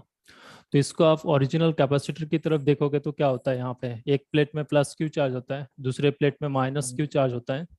तो यहाँ पे जब आप कैपेसिटेंस डिफाइन करते हो तो आप कैसे डिफाइन करते हो, क्यू बाई वी फॉर्म में करते हो, है ना। यहाँ पर चार्ज और इनके बीच में पोटेंशियल डिफरेंस, तो सेम यहाँ पर भी यूज करना है हमें। यहाँ पे स्फेरिकल ना देके, पैरेलल ना देके, हमें क्या गिवन है, स्फेरिकल गिवन है। बट यहाँ पे आउटसाइड में इलेक्ट्रिक फील्ड 0 होता है, बट वहाँ पे इलेक्ट्रिक फील्ड तो इस केस में 0 नहीं होंगे, तो इस केस में हमें इसीलिए तो ये डेफिनेशंस आपको क्वेश्चंस पे गिवन है कि आपको से क्वेश्चंस पे गिवन है कि C equals to Q by V. Q तो आपको गिवन है, V आपको कैलकुलेट करना है। V क्या है, दोनों स्फीयर के बीच में पोटेंशियल डिफरेंस है ना। यस, तो वो दोनों पोटेंशियल डिफरेंस हमने यहाँ से कैलकुलेट कर लिया, ये आपका पोटेंशियल डिफरेंस आ गया। सो ये अगर आपका पोटेंशियल डिफरेंस हो तो कैपेसिटेंस इक्वल्स टू क्या होना चाहिए, बाय डेफिनेशन क्वेश्चंस पे जो गिवन है, क्यू बाई वी, है ना, दोनों बीच में पोटेंशियल डिफरेंस। तो यहाँ से ये आ गया। अब इसको हमें अगर मैक्सिमम करना हो तो हमें क्या करना है, सी के डी यहाँ पे वेरिएबल है, तो डी का रिस्पेक्ट में डिफरेंशिएट करके 0 पुट करना है। तो यहाँ से डी का जो वैल्यू मिलेंगे, उस वैल्यू से हमें क्या देखना है कि कैपेसिटर मैक्सिमम कब होंगे, ठीक है। सो हो सकता है जो डी आपका एक वैल्यू आ रहा है, डी इक्वल्स टू 2R, इस पॉइंट पे भी एक वैल्यू आए, डी इक्वल्स टू इन्फिनिटी में भी एक वैल्यू आ सकता है यहाँ पे, and D equals to infinity वाला ही मैक्सिमम होना चाहिए, क्योंकि जब आप दो डिस्टेंस को लार्ज डिस्टेंस पे रखोगे तभी पोटेंशियल उनके बीच में मिनिमम होगा ना। यस, हाँ, सो जब अब मैक्सिमम डिस्टेंस कितना हो सकता है, 2R तो मैक्सिमम डिस्टेंस नहीं है ना। इन्फिनिटी जब रखोगे तब मैक्सिमम डिस्टेंस अचीव होंगे, तो इस हिसाब से तो इन्फिनिटी आना चाहिए था, but sir A sir A होना चाहिए क्योंकि C is maximum and D is infinity. हाँ, बट ऑप्शन आ तो नहीं रहा ना मैथमेटिकली, हम ऐसे कैसे बोल देंगे कि ऑप्शंस मैच करने के लिए ये ऑप्शन करेक्ट है। ये नेक्स्ट दिन कर दूंगा, ठीक है। यहाँ तक एक ये जस्ट 2-3 लाइन के लिए जगह रख लो, मैं कर दूंगा नेक्स्ट क्लास में। Okay sir. क्या उसके बाद बताओ, क्वेश्चन नंबर 38 हो गया। यस सर, यस सर, का हो गया sir. Yes sir. Question number 39 Yes, हो sir. गया 40 क्लास में 40 तो हमने कर ही दिया था क्लास में। 41 बताओ। यस सर, हो गया है सर 41 नहीं हुआ। 41 पे क्या बोला गया, देखो कि a parallel plate capacitor C with a plate with unit area and separation D is filled with a liquid of dielectric constant K equals to 2, and the level of liquid is D by 3 initially. Suppose the liquid level is decreased at a constant speed V, the time constant of function of time क्या होना चाहिए, okay.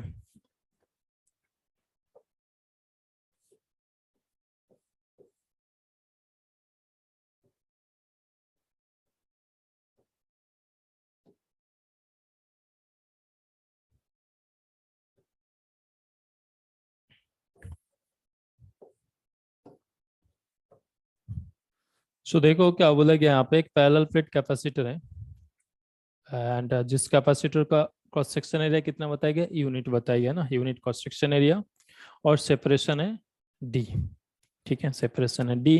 तो अब इसका capacitance था सी।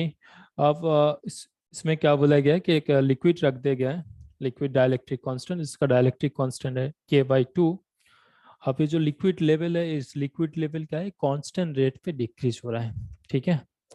ये जो liquid level है, पहले मान लो कम्प्लीटली फिलअप था, और फिर धीरे धीरे जो है ये लिक्विड लेवल धीरे धीरे ऐसे रिड्यूस हो रहा है, क्योंकि यहाँ से लीकेज कर दिया गया किसी पॉइंट पे ना, वहां से मान लो लिक्विड बाहर निकल रहा है, तो जिसकी वजह से जो हाइट है, हाइट धीरे धीरे डिक्रीज हो रहा है, ठीक है। सो आपको क्या बोला गया यहाँ पे कि parallel plate capacitor of plate unit area and separation D and filled with a dielectric constant K/2, the level of the liquid is D/3 initially.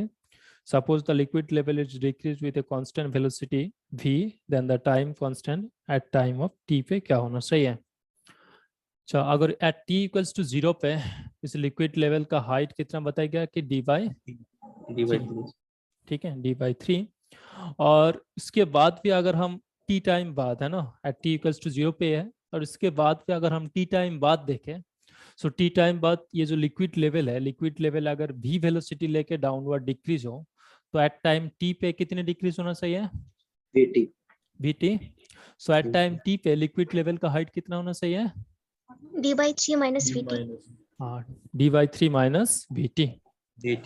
So at time t पे मान लेते हैं हम ये आपका हाइट है लिक्विड लेवल का, और इस हाइट का वैल्यू कितना होंगे? d/3 minus vt।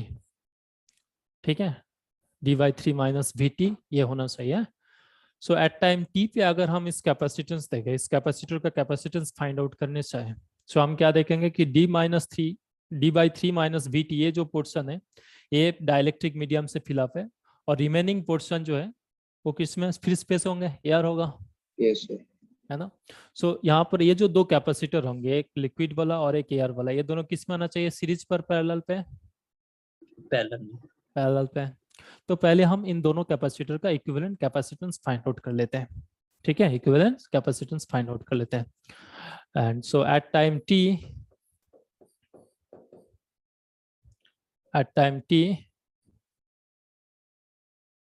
the capacitance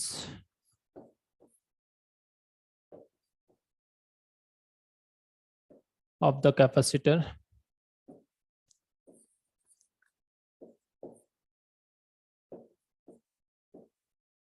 capacitance of the capacitor कितना होना चाहिए? C इज इक्वल्स टू, अगर हम एयर वाला को मान लेते हैं C1 और डाइलेक्ट्रिक बिलियर को मान लेते हैं अगर C2, तो इक्विवेलेंट कैपेसिटेंस कितना होना चाहिए? C1 plus C2 ये होंगे C1 plus C2। अब इस C1 का वैल्यू बताओ कितना होना चाहिए जो एयर वाला है उसका? क्रॉस सेक्शन एरिया यहाँ पर यूनिट बता दिया गया है, सो ये epsilon naught divided by D. So air वाला प्लेट का थिकनेस कितना होना चाहिए? d minus d/3 minus bt। इतना होना चाहिए एयर वाला प्लेट का थिकनेस। अब यहाँ पे क्रॉस सेक्शन एरिया हमें कितना बताया गया? 1, तो ये जाएगा 1, ए का वैल्यू है 1, और इससे थोड़ा सा आप सिंप्लीफाई कर लीजिए, तो इससे सिंप्लीफाई करेंगे तो हमें कितना मिलना चाहिए? 2d/3 plus VT plus 3 VT into 3 हो जाएगा ऊपर, है ना, 3 ऊपर मल्टीपल हो जाएंगे। सो 3 epsilon by 2d plus 3 VT, ये होगा आपका C1 का वैल्यू।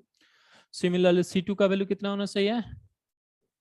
ये epsilon not K divided by d/3 minus VT, ये होगा आपका डाइलेक्ट्रिक मीडियम का थिकनेस उस टाइम पे, टाइम t पे। तो इससे भी अगर हम सिंप्लीफाई करें, ए का वैल्यू हमें यूनिट गिवन है, के का वैल्यू कितना गिवन है क्वेश्चंस पे? 2 गिवन है ना, डाइलेक्ट्रिक मीडियम डाइलेक्ट्रिक कांस्टेंट। सो ये हो जाएंगे 6 epsilon naught divided bye d minus 3 VT। ठीक है, d माइनस 3 VT। सो आप इस C1 और C2 का वैल्यू आप यहाँ पे पुट करो और इससे सिंप्लीफाई करके मुझे फाइनल आंसर बताओ कितना आना चाहिए। सर हाँ सर इसको d/3 माइनस VT कैसे लिखा है, एक बार फिर बता दीजिए। किसको? सर इसको डाइलेक्ट्रिक मीडियम लिखा है d/3 माइनस VT।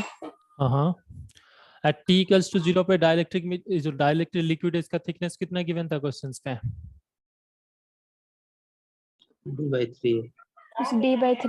d/3। और उसके बाद देखो क्वेश्चंस में क्या बोला गया है कि एक कांस्टेंट रेट पे ये जो लिक्विड हाइट है, लिक्विड हाइट कांस्टेंट रेट पे डिक्रीज हो रहा है, और उस रेट हमें क्या गिवन है? v गिवन है, v वेलोसिटी लेके डिक्रीज हो रहा है गिवन है। Yes sir. तो अगर v वेलोसिटी लेके डिक्रीज हो, कांस्टेंट वेलोसिटी v हो, तो t टाइम बाद कितना डिक्रीज होना चाहिए? v into T. Yes sir. तो एट टाइम t पे ये जो लिक्विड कलम है, लिक्विड कलम का डाइलेक्ट्रिक थिकनेस कितना होना चाहिए? इनिशियली d/3 था, t टाइम बाद उसका थिकनेस bt डिक्रीज हो गया, और रिमेनिंग पोर्शन का थिकनेस कितना होना चाहिए? d/3 minus VT। Yes sir, समझ आ गया। गया। यस। सो अब इस C1 और C2 का वैल्यू यहाँ पे पुट करो और इसे सिंप्लीफाई करके फाइनल आंसर बताओ कितना आना सही है। Sir 6 epsilon naught by 5d plus 3bt 6 epsilon naught by 5d plus 3bt 5d plus 3bt 3bt। सबका ही आया? Yes sir. हाँ, सो ये आपका C का वैल्यू मिल गया। अब क्वेश्चंस पे देखो, C का वैल्यू देखो क्या है यहाँ पे, C भी टाइम का फंक्शन हो गया। टाइम का फंक्शन क्यों है यहाँ पे? क्योंकि जो डाइलेक्ट्रिक मीडियम है, डाइलेक्ट्रिक मीडियम का जो थिकनेस है वो टाइम का फंक्शन है ना। ये देखो टाइम का फंक्शन है, डिफरेंट टाइम पे थिकनेस डिफरेंट डिफरेंट होंगे, तो जिसकी वजह से कैपेसिटेंस हो गया टाइम का फंक्शन। अब हमें क्या बोला गया, ये जो सर्किट है, इस सर्किट का रेजिस्टेंस हमें पता है R, कैपेसिटेंस पता है हमें C, ये वैल्यू हमने कैलकुलेट कर लिया एट टाइम t पे। सो एट टाइम t पे अगर इस सर्किट का हम टाइम कांस्टेंट फाइंड आउट करने चाहें, ठीक है, टाइम कांस्टेंट, तो उस टाइम कांस्टेंट का वैल्यू कितना होना चाहिए? RC, तो ये लिख लो। So the time constant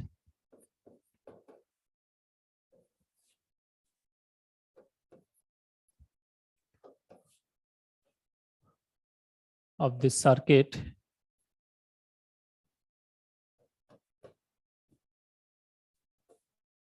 at time t, tau is equals to हम क्या लिखेंगे? RC, R का वैल्यू हम जानते हैं, R गिवन है हमें, और C का वैल्यू हमने फाइंड आउट किया 6 एप्सिलॉन नॉट। सो हो जाएंगे 6 epsilon not R divided by 5d plus 3bt।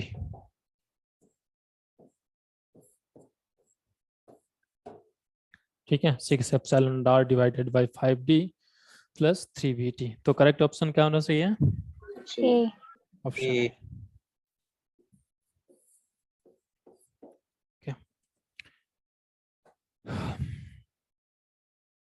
इसके बाद क्वेश्चन नंबर 42 चल पो गया। Yes sir yes sir. Yes sir. Question number 43 yes sir. हुआ कि नहीं? आवाज कम आ रहा है, सबका आवाज नहीं नहीं आ रहा हुआ, हो गया है। नहीं हुआ। नहीं हुआ है, चलो।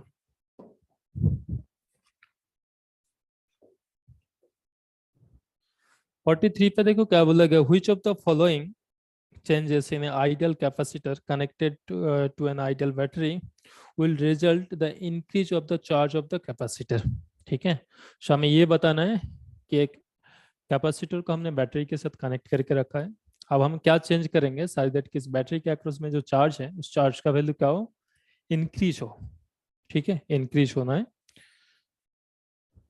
सो ये मान लो एक कैपेसिटर है, इस कैपेसिटर को हमने बैटरी के साथ कनेक्ट करके रखा है।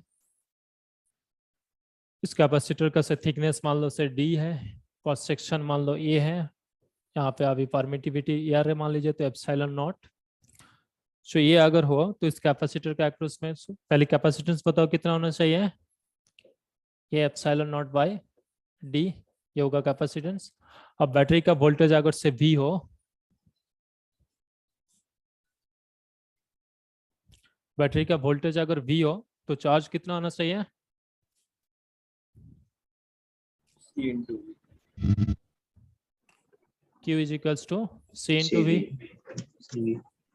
से होंगे A epsilon naught divided bye D into V। ठीक है, D into V, ये होगा आपका टोटल चार्ज।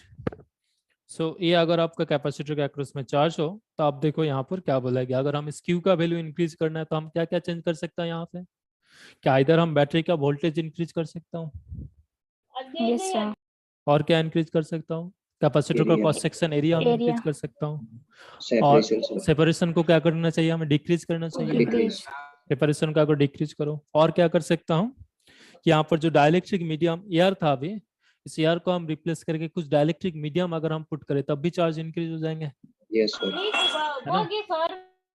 तो इतने सारे पॉसिबिलिटीज है हमें। अब देखो यहाँ पे क्वेश्चंस में क्या बोला गया है चार्ज इंक्रीज करने के लिए। फर्स्ट ऑप्शन में बोला गया है decrease the potential difference across the capacitor. Capacitor के अक्रॉस में अगर हम V डिक्रीज करें, चार्ज इंक्रीज होगा कि डिक्रीज होंगे?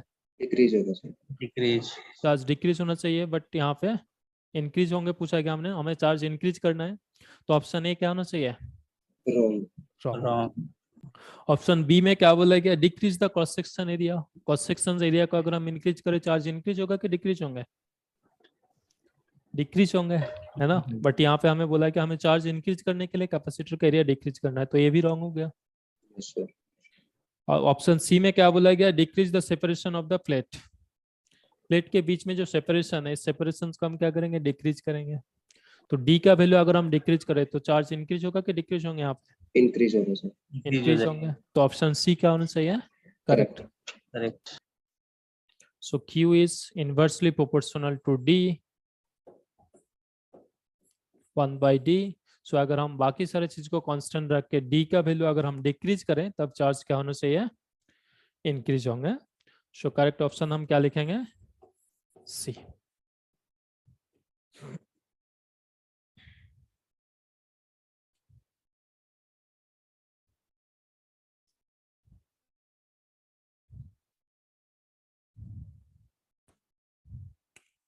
अब बताओ, इसके बाद क्वेश्चन नंबर 44 सर एक बार बता दीजिए। कब है? होगा कि नहीं?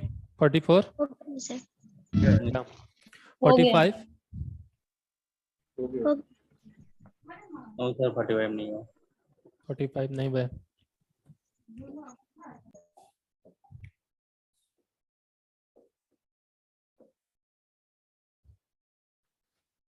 फोर्टी फाइव में क्या बोला गया है? A parallel plate capacitor is connected across a source of constant potential difference P when the dielectric plate is introduced between the plates, then क्या होना चाहिए?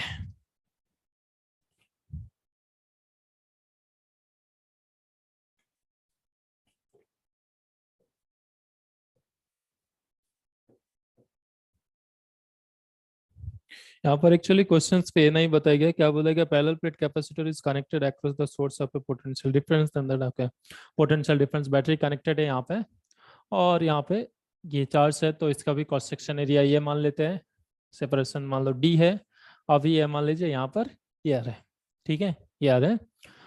अब हम क्या करेंगे यहाँ पे कि अगर हम यहाँ पे एक डाइलेक्ट्रिक मीडियम इंट्रोड्यूस करते हैं तो हमें क्या चेंजेस होंगे, हमें फाइंड आउट करना है, ठीक है।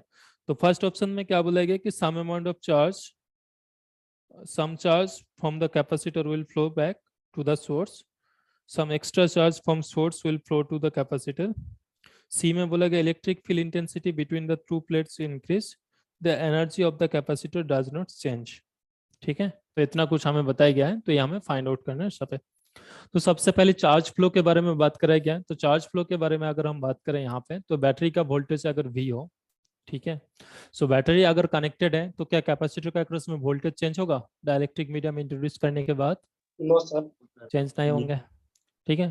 तो अगर कैपेसिटर के अक्रॉस में वोल्टेज चेंज ना हो और हम डाइलेक्ट्रिक मीडियम इंट्रोड्यूस कर रहे हैं, जिसके वजह से कैपेसिटेंस क्या होंगे? इंक्रीज होगा कि डिक्रीज होंगे? इंक्रीज होंगे। तो कैपेसिटर अगर इंक्रीज हो तो वोल्टेज फिक्स है, तो चार्ज का वैल्यू क्या होना चाहिए?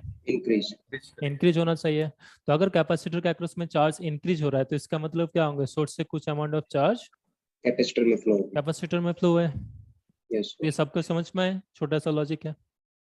हम जब कैपेसिटर डाइलेक्ट्रिक मीडियम इंट्रोड्यूस करेंगे, तो डाइलेक्ट्रिक मीडियम इंट्रोड्यूस करने की वजह से कैपेसिटेंस इंक्रीज होगा। सो यहाँ पे लिख दो कि due to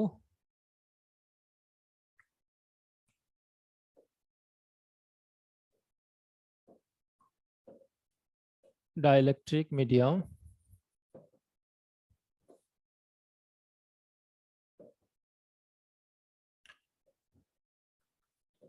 capacitance of the capacitor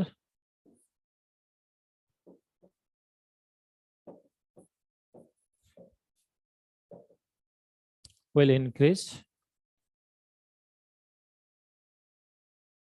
ठीक है। Due to dielectric medium capacitance of this capacitor of the capacitor will increase. तो अगर कैपेसिटर इंक्रीज हो, कैपेसिटर के अक्रॉस में वोल्टेज फिक्स है, तो चार्ज का वैल्यू कितना होना चाहिए? इंक्रीज होना चाहिए। So the charge on the capacitor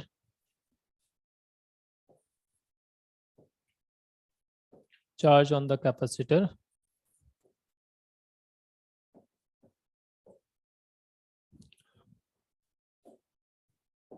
will increase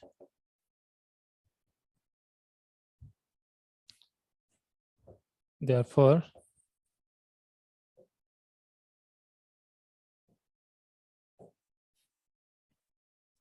some amount of extra charge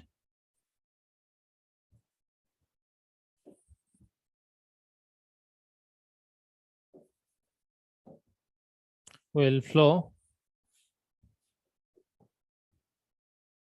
from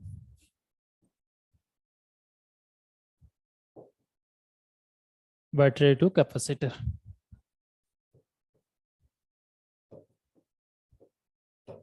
ठीक है. So due to dielectric medium, capacitance of the capacitor will increase. So charge on the capacitor will increase. Charge क्यों increase होंगे? क्योंकि battery अगर connected है तो voltage fix रहना है, वोल्टेज फिक्स है. अगर कैपेसिटेंस इंक्रीज हो रहा है तो Q इक्वल्स टू C भी होता है, तो चार्ज भी इंक्रीज होगा. तो चार्ज अगर इंक्रीज हो, इसका मतलब चार्ज इंक्रीज हो रहा है, मतलब क्या होंगे? बैटरी से कैपेसिटर में चार्ज फ्लो होंगे. ठीक है. तो option A and option B में से कौन सा ऑप्शन करेक्ट होना चाहिए? बी. ठीक है, बी. अब देखो सी में क्या पूछा गया कि electric field intensity between the two plates increase होगा कि डिक्रीज होंगे? डाइलेक्ट्रिक मीडियम की वजह से डिक्रीज होगा सर। डिक्रीज होना चाहिए है ना. डाइलेक्ट्रिक मीडियम की वजह से डिक्रीज होंगे. डिक्रीज होकर कितना होंगे? पहले अगर से ई हो, अब ई बाई एप्सिलॉन. ठीक है, ई बाई एप्सिलॉन आर हो जाएगा. एंड ऑप्शन डी में क्या बोला गया कि energy of this capacitor do not change. ठीक है. सो अगर हम देखो यहाँ पे बैटरी कनेक्टेड है तो वोल्टेज फिक्स है, तो इन टर्म्स ऑफ अगर हम वोल्टेज में देखें, before inserting this dielectric medium energy कितना होना चाहिए? Half CV square. Half CV square. And after inserting this dielectric medium still हम हाफ CV स्क्वायर ही लिखेंगे. Yes sir. भी फिक्स है. लेकिन दोनों केस में कैपेसिटेंस सेम है क्या? No sir. कैपेसिटेंस सेम नहीं है. कैपेसिटर इंक्रीज हो गया डाइलेक्ट्रिक मीडियम की वजह से, तो एनर्जी भी क्या होना चाहिए? यहाँ पे इंक्रीज होना चाहिए था, बट यहाँ पे क्या लिखा गया है? Energy of the capacitor does not change. तो इसीलिए ऑप्शन डी जो ऑप्शन डी भी क्या होना चाहिए? रॉन्ग होना चाहिए. ठीक है. क्वेश्चन नंबर 46 सॉल्व हो गया था. Yes sir. क्वेश्चन नंबर 47 हो गया सर. ये हो गया है भी. हाँ बोलो. 47 नहीं हुआ है? हो गया. क्वेश्चन नंबर 48 ये भी हो गया सर. ये भी हमने जिस दिन क्लास में पढ़ा था उस दिन सॉल्व कर दिया था. Question number 49 yes sir. Yes सबका. Yes sir. फिर 50 जो है 50 में कुछ मिस्टेक है यहाँ पे है ना. नहीं, ratio of electric field and polarisation अब लिख सकते हो. कितना कितना होना चाहिए रेशियो इलेक्ट्रिक फील्ड एंड नहीं बस। पोलराइजेशन?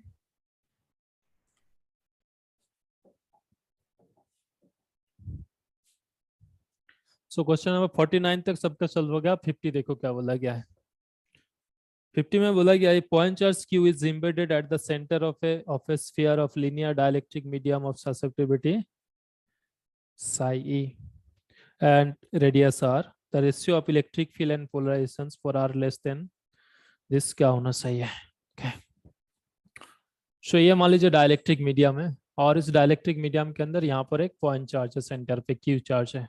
तो इसके वजह से इनसाइड पे किसी भी पॉइंट पे अगर हम इलेक्ट्रिक फील्ड और पोलराइजेशन वेक्टर का रेशियो फाइंड आउट करें तो हमें क्या मिलना चाहिए? तो बेसिकली इनसाइड पे अगर इलेक्ट्रिक फील्ड से E हो और पोलराइजेशन वेक्टर अगर P हो तो हमें और E और इस P का रेशियो पूछा गया कितना होना चाहिए. तो E और P का रेशियो कितना होना चाहिए? एप्सिलॉन नॉट इनटू साई ए.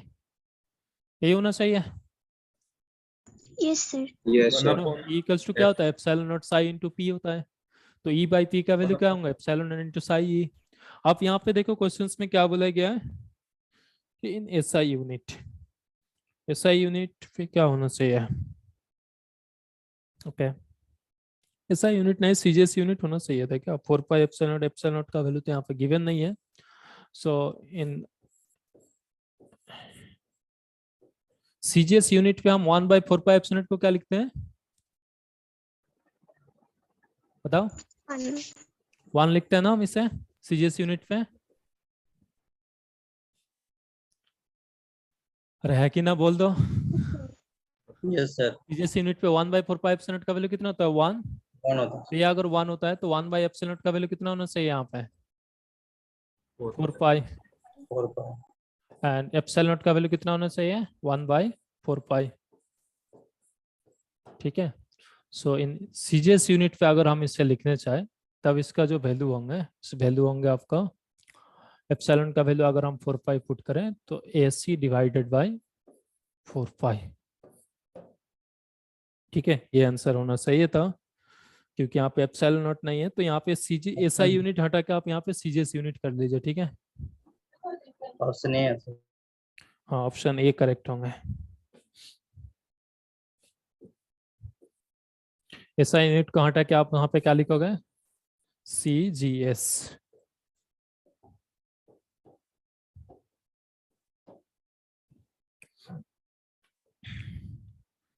अब क्वेश्चन नंबर 51। हो गया। हाँ, क्वेश्चन नंबर 52 भी हो गया होंगे। 53 बताओ। हो गया सर। हो गए। Very good. 54। सर ये भी 54 हो गया। 54 नहीं हुआ है? नहीं सर, थोड़ा बता दीजिए ना, समझ में।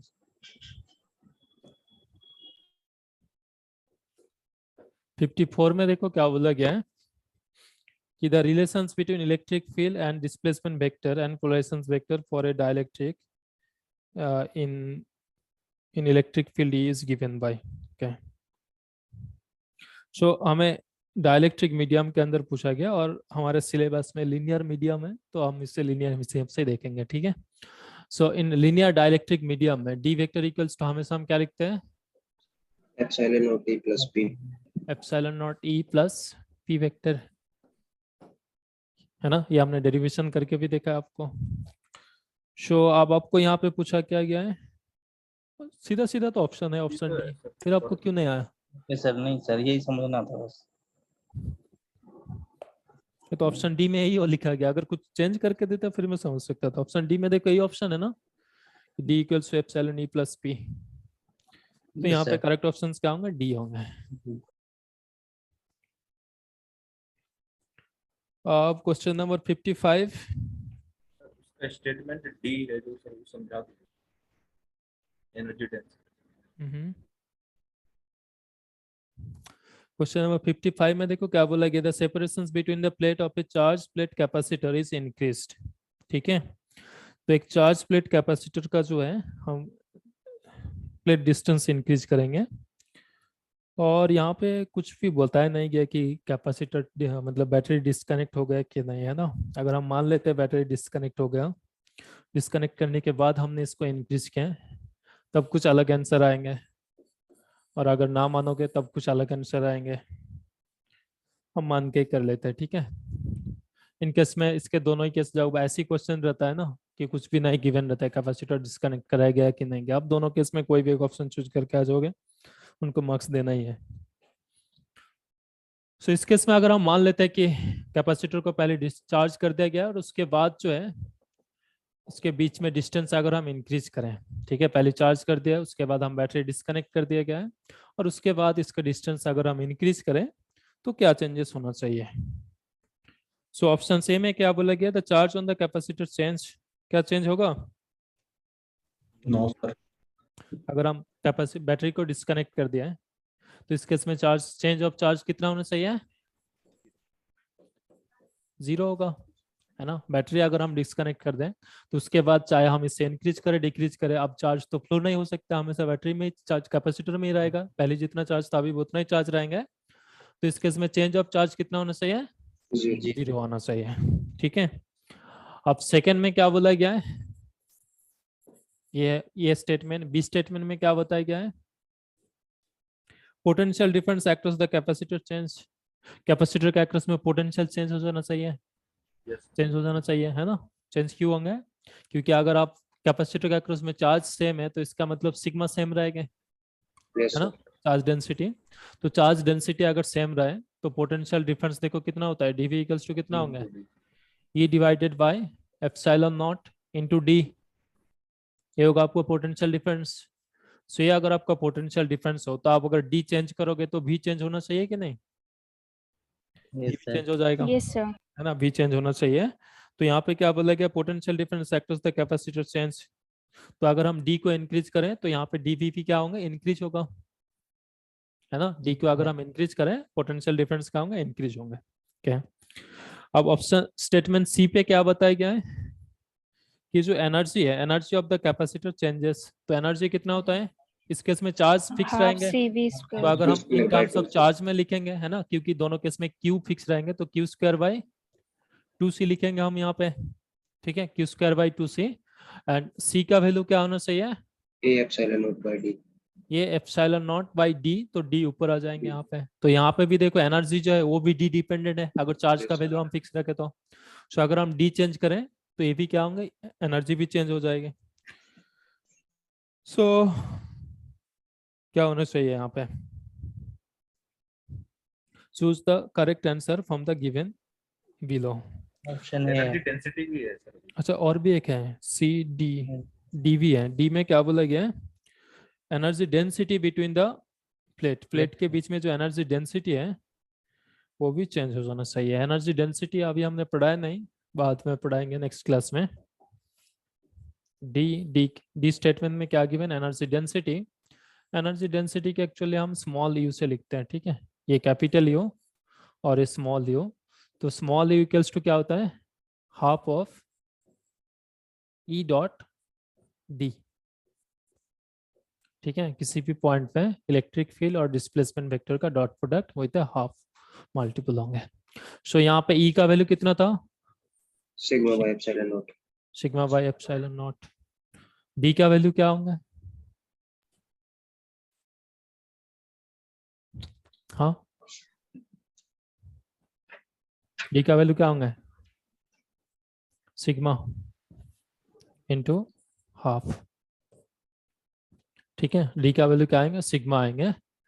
डी का वैल्यू सिग्मा कैसे आएंगे बता सकते हो ना? देखो किसी रीजन पे अगर ई वेक्टर मतलब डाइलेक्ट्रिक मीडियम अगर गिवन रहे ना, सो आपके साथ जो डी इक्वल्स टू हमने क्या लिखा था, Epsilon into E. into E, है ना, एप्सिलॉन इनटू ई। सो ई का वैल्यू पता है हमें सिग्मा बाय एप्सिलॉन नॉट है, तो डी का वैल्यू हमें क्या लिखेंगे यहाँ पे, epsilon into sigma by epsilon not.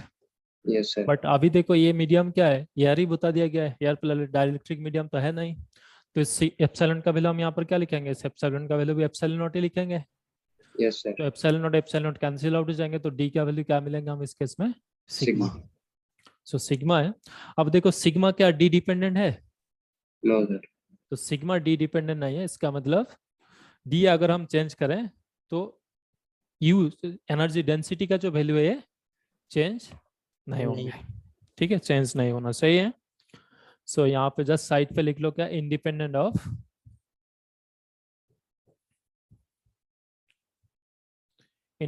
Of D. So इस क्वांटिटी इंडिपेंडेंट ऑफ डी है, बाकी सारे डिपेंडेंट ऑफ डी है, सॉरी क्यू भी इंडिपेंडेंट है ना, क्यू चार्ज भी चेंज नहीं होंगे। तो इस केस में क्या चेंज होना चाहिए, सेपरेशन अगर हम इंक्रीज करें तो क्या क्या चेंज नहीं होना चाहिए, चार्ज ऑन द कैपेसिटर। अच्छा फर्स्ट में ये बोला गया कि कैपेसिटर में चार्ज चेंज होना चाहिए, तो ऑप्शन बोल रहा हूँ, स्टेटमेंट ए क्या होना चाहिए, रॉन्ग है ना। सी है सर। स्टेटमेंट ए में क्या बोला गया, charge on the capacitor change होगा, बट करेक्ट आंसर क्या होंगे, चार्ज चेंज नहीं होना चाहिए। ऑप्शन बी में क्या बोला गया, potential difference across the capacitor change होगा, यस कैपेसिटर चेंज होंगे अगर हम डी चेंज करें तो। ऑप्शन सी में बोला गया energy of the capacitor changes, obviously D अगर हम चेंज करें तो कैपेसिटर एनर्जी भी चेंज होगा। And energy density between the two plates changes, change होगा क्या, डी चेंज करने से चेंज नहीं होंगे, है ना, डी इंडिपेंडेंट है। सो ये भी क्या होना चाहिए, रॉन्ग स्टेटमेंट। तो करेक्ट स्टेटमेंट क्या हुए, बी और सी। तो हमें यही पूछा गया कि करेक्ट स्टेटमेंट क्या है, तो करेक्ट क्या होना चाहिए, only B and C. So B और सी जो है आपका करेक्ट है, तो ऑप्शन ए क्या होंगे हमारा करेक्ट होंगे। सर यहाँ डेल्टा वी क्या माने इसको, क्या delta V equal to sigma by epsilon naught D, potential difference दो प्लेट के बीच में कितना होता है बताओ, सिग्मा बाय एप्सिलॉन नॉट। मतलब potential difference V1 minus V2 का वैल्यू हमने डेल्टा V लिख रखा है यहाँ पे ना, चेंज ऑफ पोटेंशियल वही तो होंगे पोटेंशियल डिफरेंस। डेल्टा V का वैल्यू अब कैलकुलेट करके देखो, वहां पे आपका नोटबुक में भी लिखो, दो पैरेलल प्लेट के बीच में यही पोटेंशियल डिफरेंस था ना। Yes sir yes. And question number 56 तो हमने सॉल्व करा दिया था ना क्लास में। हाँ सर ठीक है, तो MCQ सारे क्वेश्चन सॉल्व हो गया। हाँ बोलो एक छोटा सा डाउट है सर। बोलो। पिछले क्लास में सर आपने बताया था सिलेंड्रिकल कैपेसिटर के बारे में, जहाँ पे बताया था कि सर आपने जो सिलेंडर में आपने लैम्डा मान लिया था charges per unit length of lambda, तो सर वो तो पूरे सरफेस का चार्ज है, तो उसमें लैम्डा क्यों, सिग्मा क्यों नहीं लेंगे सर? अब सिग्मा मान के भी करोगे तब भी वही आंसर आएंगे। अच्छा मैंने मैं मान सकता हूँ लैम्डा भी हाँ सिग्मा मान के भी करो तब भी वही आंसर आएंगे, क्योंकि लैम्डा लैम्डा कैंसिल आउट हो गया था। Yes sir. अब सिग्मा सिग्मा मानोगे वो भी कैंसिल आउट हो जाएंगे दोनों साइड से। ओके ठीक है, सर थैंक यू। और किसी को कुछ डाउट है? Sir MSQ 5। MSQ ना आज एक्चुअली मैं शाम से कुछ सुबह से ही किसी काम पे बिजी था, बाकी कल करा देंगे। ठीक है, आज रहने दो, सुबह 8 बजे से रात 8 बज गया पर मन नहीं कर रहा है। ठीक है, नेक्स्ट क्लास में MSQ प्लस NAT और जो लास्ट चैप्टर है, लास्ट चैप्टर में एक ही कॉन्सेप्ट है, वो जो एनर्जी डेंसिटी का यहाँ पे लिखा गया है, ये फॉर्मूला कहाँ से आता है हम ये देखेंगे। और Yes. साथ में डिस्क्रीट एनर्जी की वजह से अगर डिस्क्रीट चार्ज डिस्ट्रीब्यूशन हमें गिवन रहे तो उस केस में एनर्जी डेंसिटी व एनर्जी कैसे कैलकुलेट करना है वो भी हम देखेंगे। ठीक है, यही एक कॉन्सेप्ट है जो हमें अब सीखना है इलेक्ट्रोस्टैटिक्स में। बाकी ऑलमोस्ट आप इनफैक्ट इस चैप्टर का भी बहुत सारे क्वेश्चन देखोगे आपसे ऐसे ही सॉल्व हो जाएंगे जो ऑलरेडी आपको सिखाया गया है ना। चैप्टर 7 जो है अब देखोगे बहुत सारे कॉन्सेप्ट ऐसी है जो ऑलरेडी हमने डिस्कस कर चुका हूँ, बस एक ही कॉन्सेप्ट जो डिस्कस नहीं करा गया है वो है डिस्क्रीट चार्ज के वजह से कैसे हम पोटेंशियल एनर्जी कैलकुलेट करें और कंटिन्यूअस चार्ज के वजह से पोटेंशियल कैसे कैलकुलेट करें, potential energy and energy density वगैरह कैसे कैलकुलेट करें। सो ये दो कॉन्सेप्ट बताएंगे और साथ में इस MSQ के सारे MSQ एंड NAT में जो भी क्वेश्चन सॉल्व नहीं हुए, इनफैक्ट मुझे जितना पता है आपको क्वेश्चन नंबर 6 जो है सॉल्व हो गया क्या MSQ? Yes sir. यस सबका सॉल्व हो गया? No sir. हो गया सर। हाँ MSQ में आई होप बाकी सारे क्वेश्चन तो हमने सॉल्व कर देता है। क्वेश्चन नंबर 6 जो है ये काफी कॉन्सेप्चुअल क्वेश्चन है, तो इसको हम डिस्कस करेंगे अच्छे से। मतलब ये बाउंड्री कंडीशन अगर आपको समझ में आए तो उससे आप इस चीजों को कोरिलेट कर सकते हो, काफी कॉन्सेप्चुअल क्वेश्चन है, तो ये क्वेश्चन हम सॉल्व करेंगे। बाकी क्वेश्चन नंबर 7 तो हमने सॉल्व कर ही दिया था ऑलरेडी, है ना। Yes sir. सो बाकी नेक्स्ट क्लास में कर देंगे। ठीक है चल, थैंक यू सर। चलो। Thank you sir.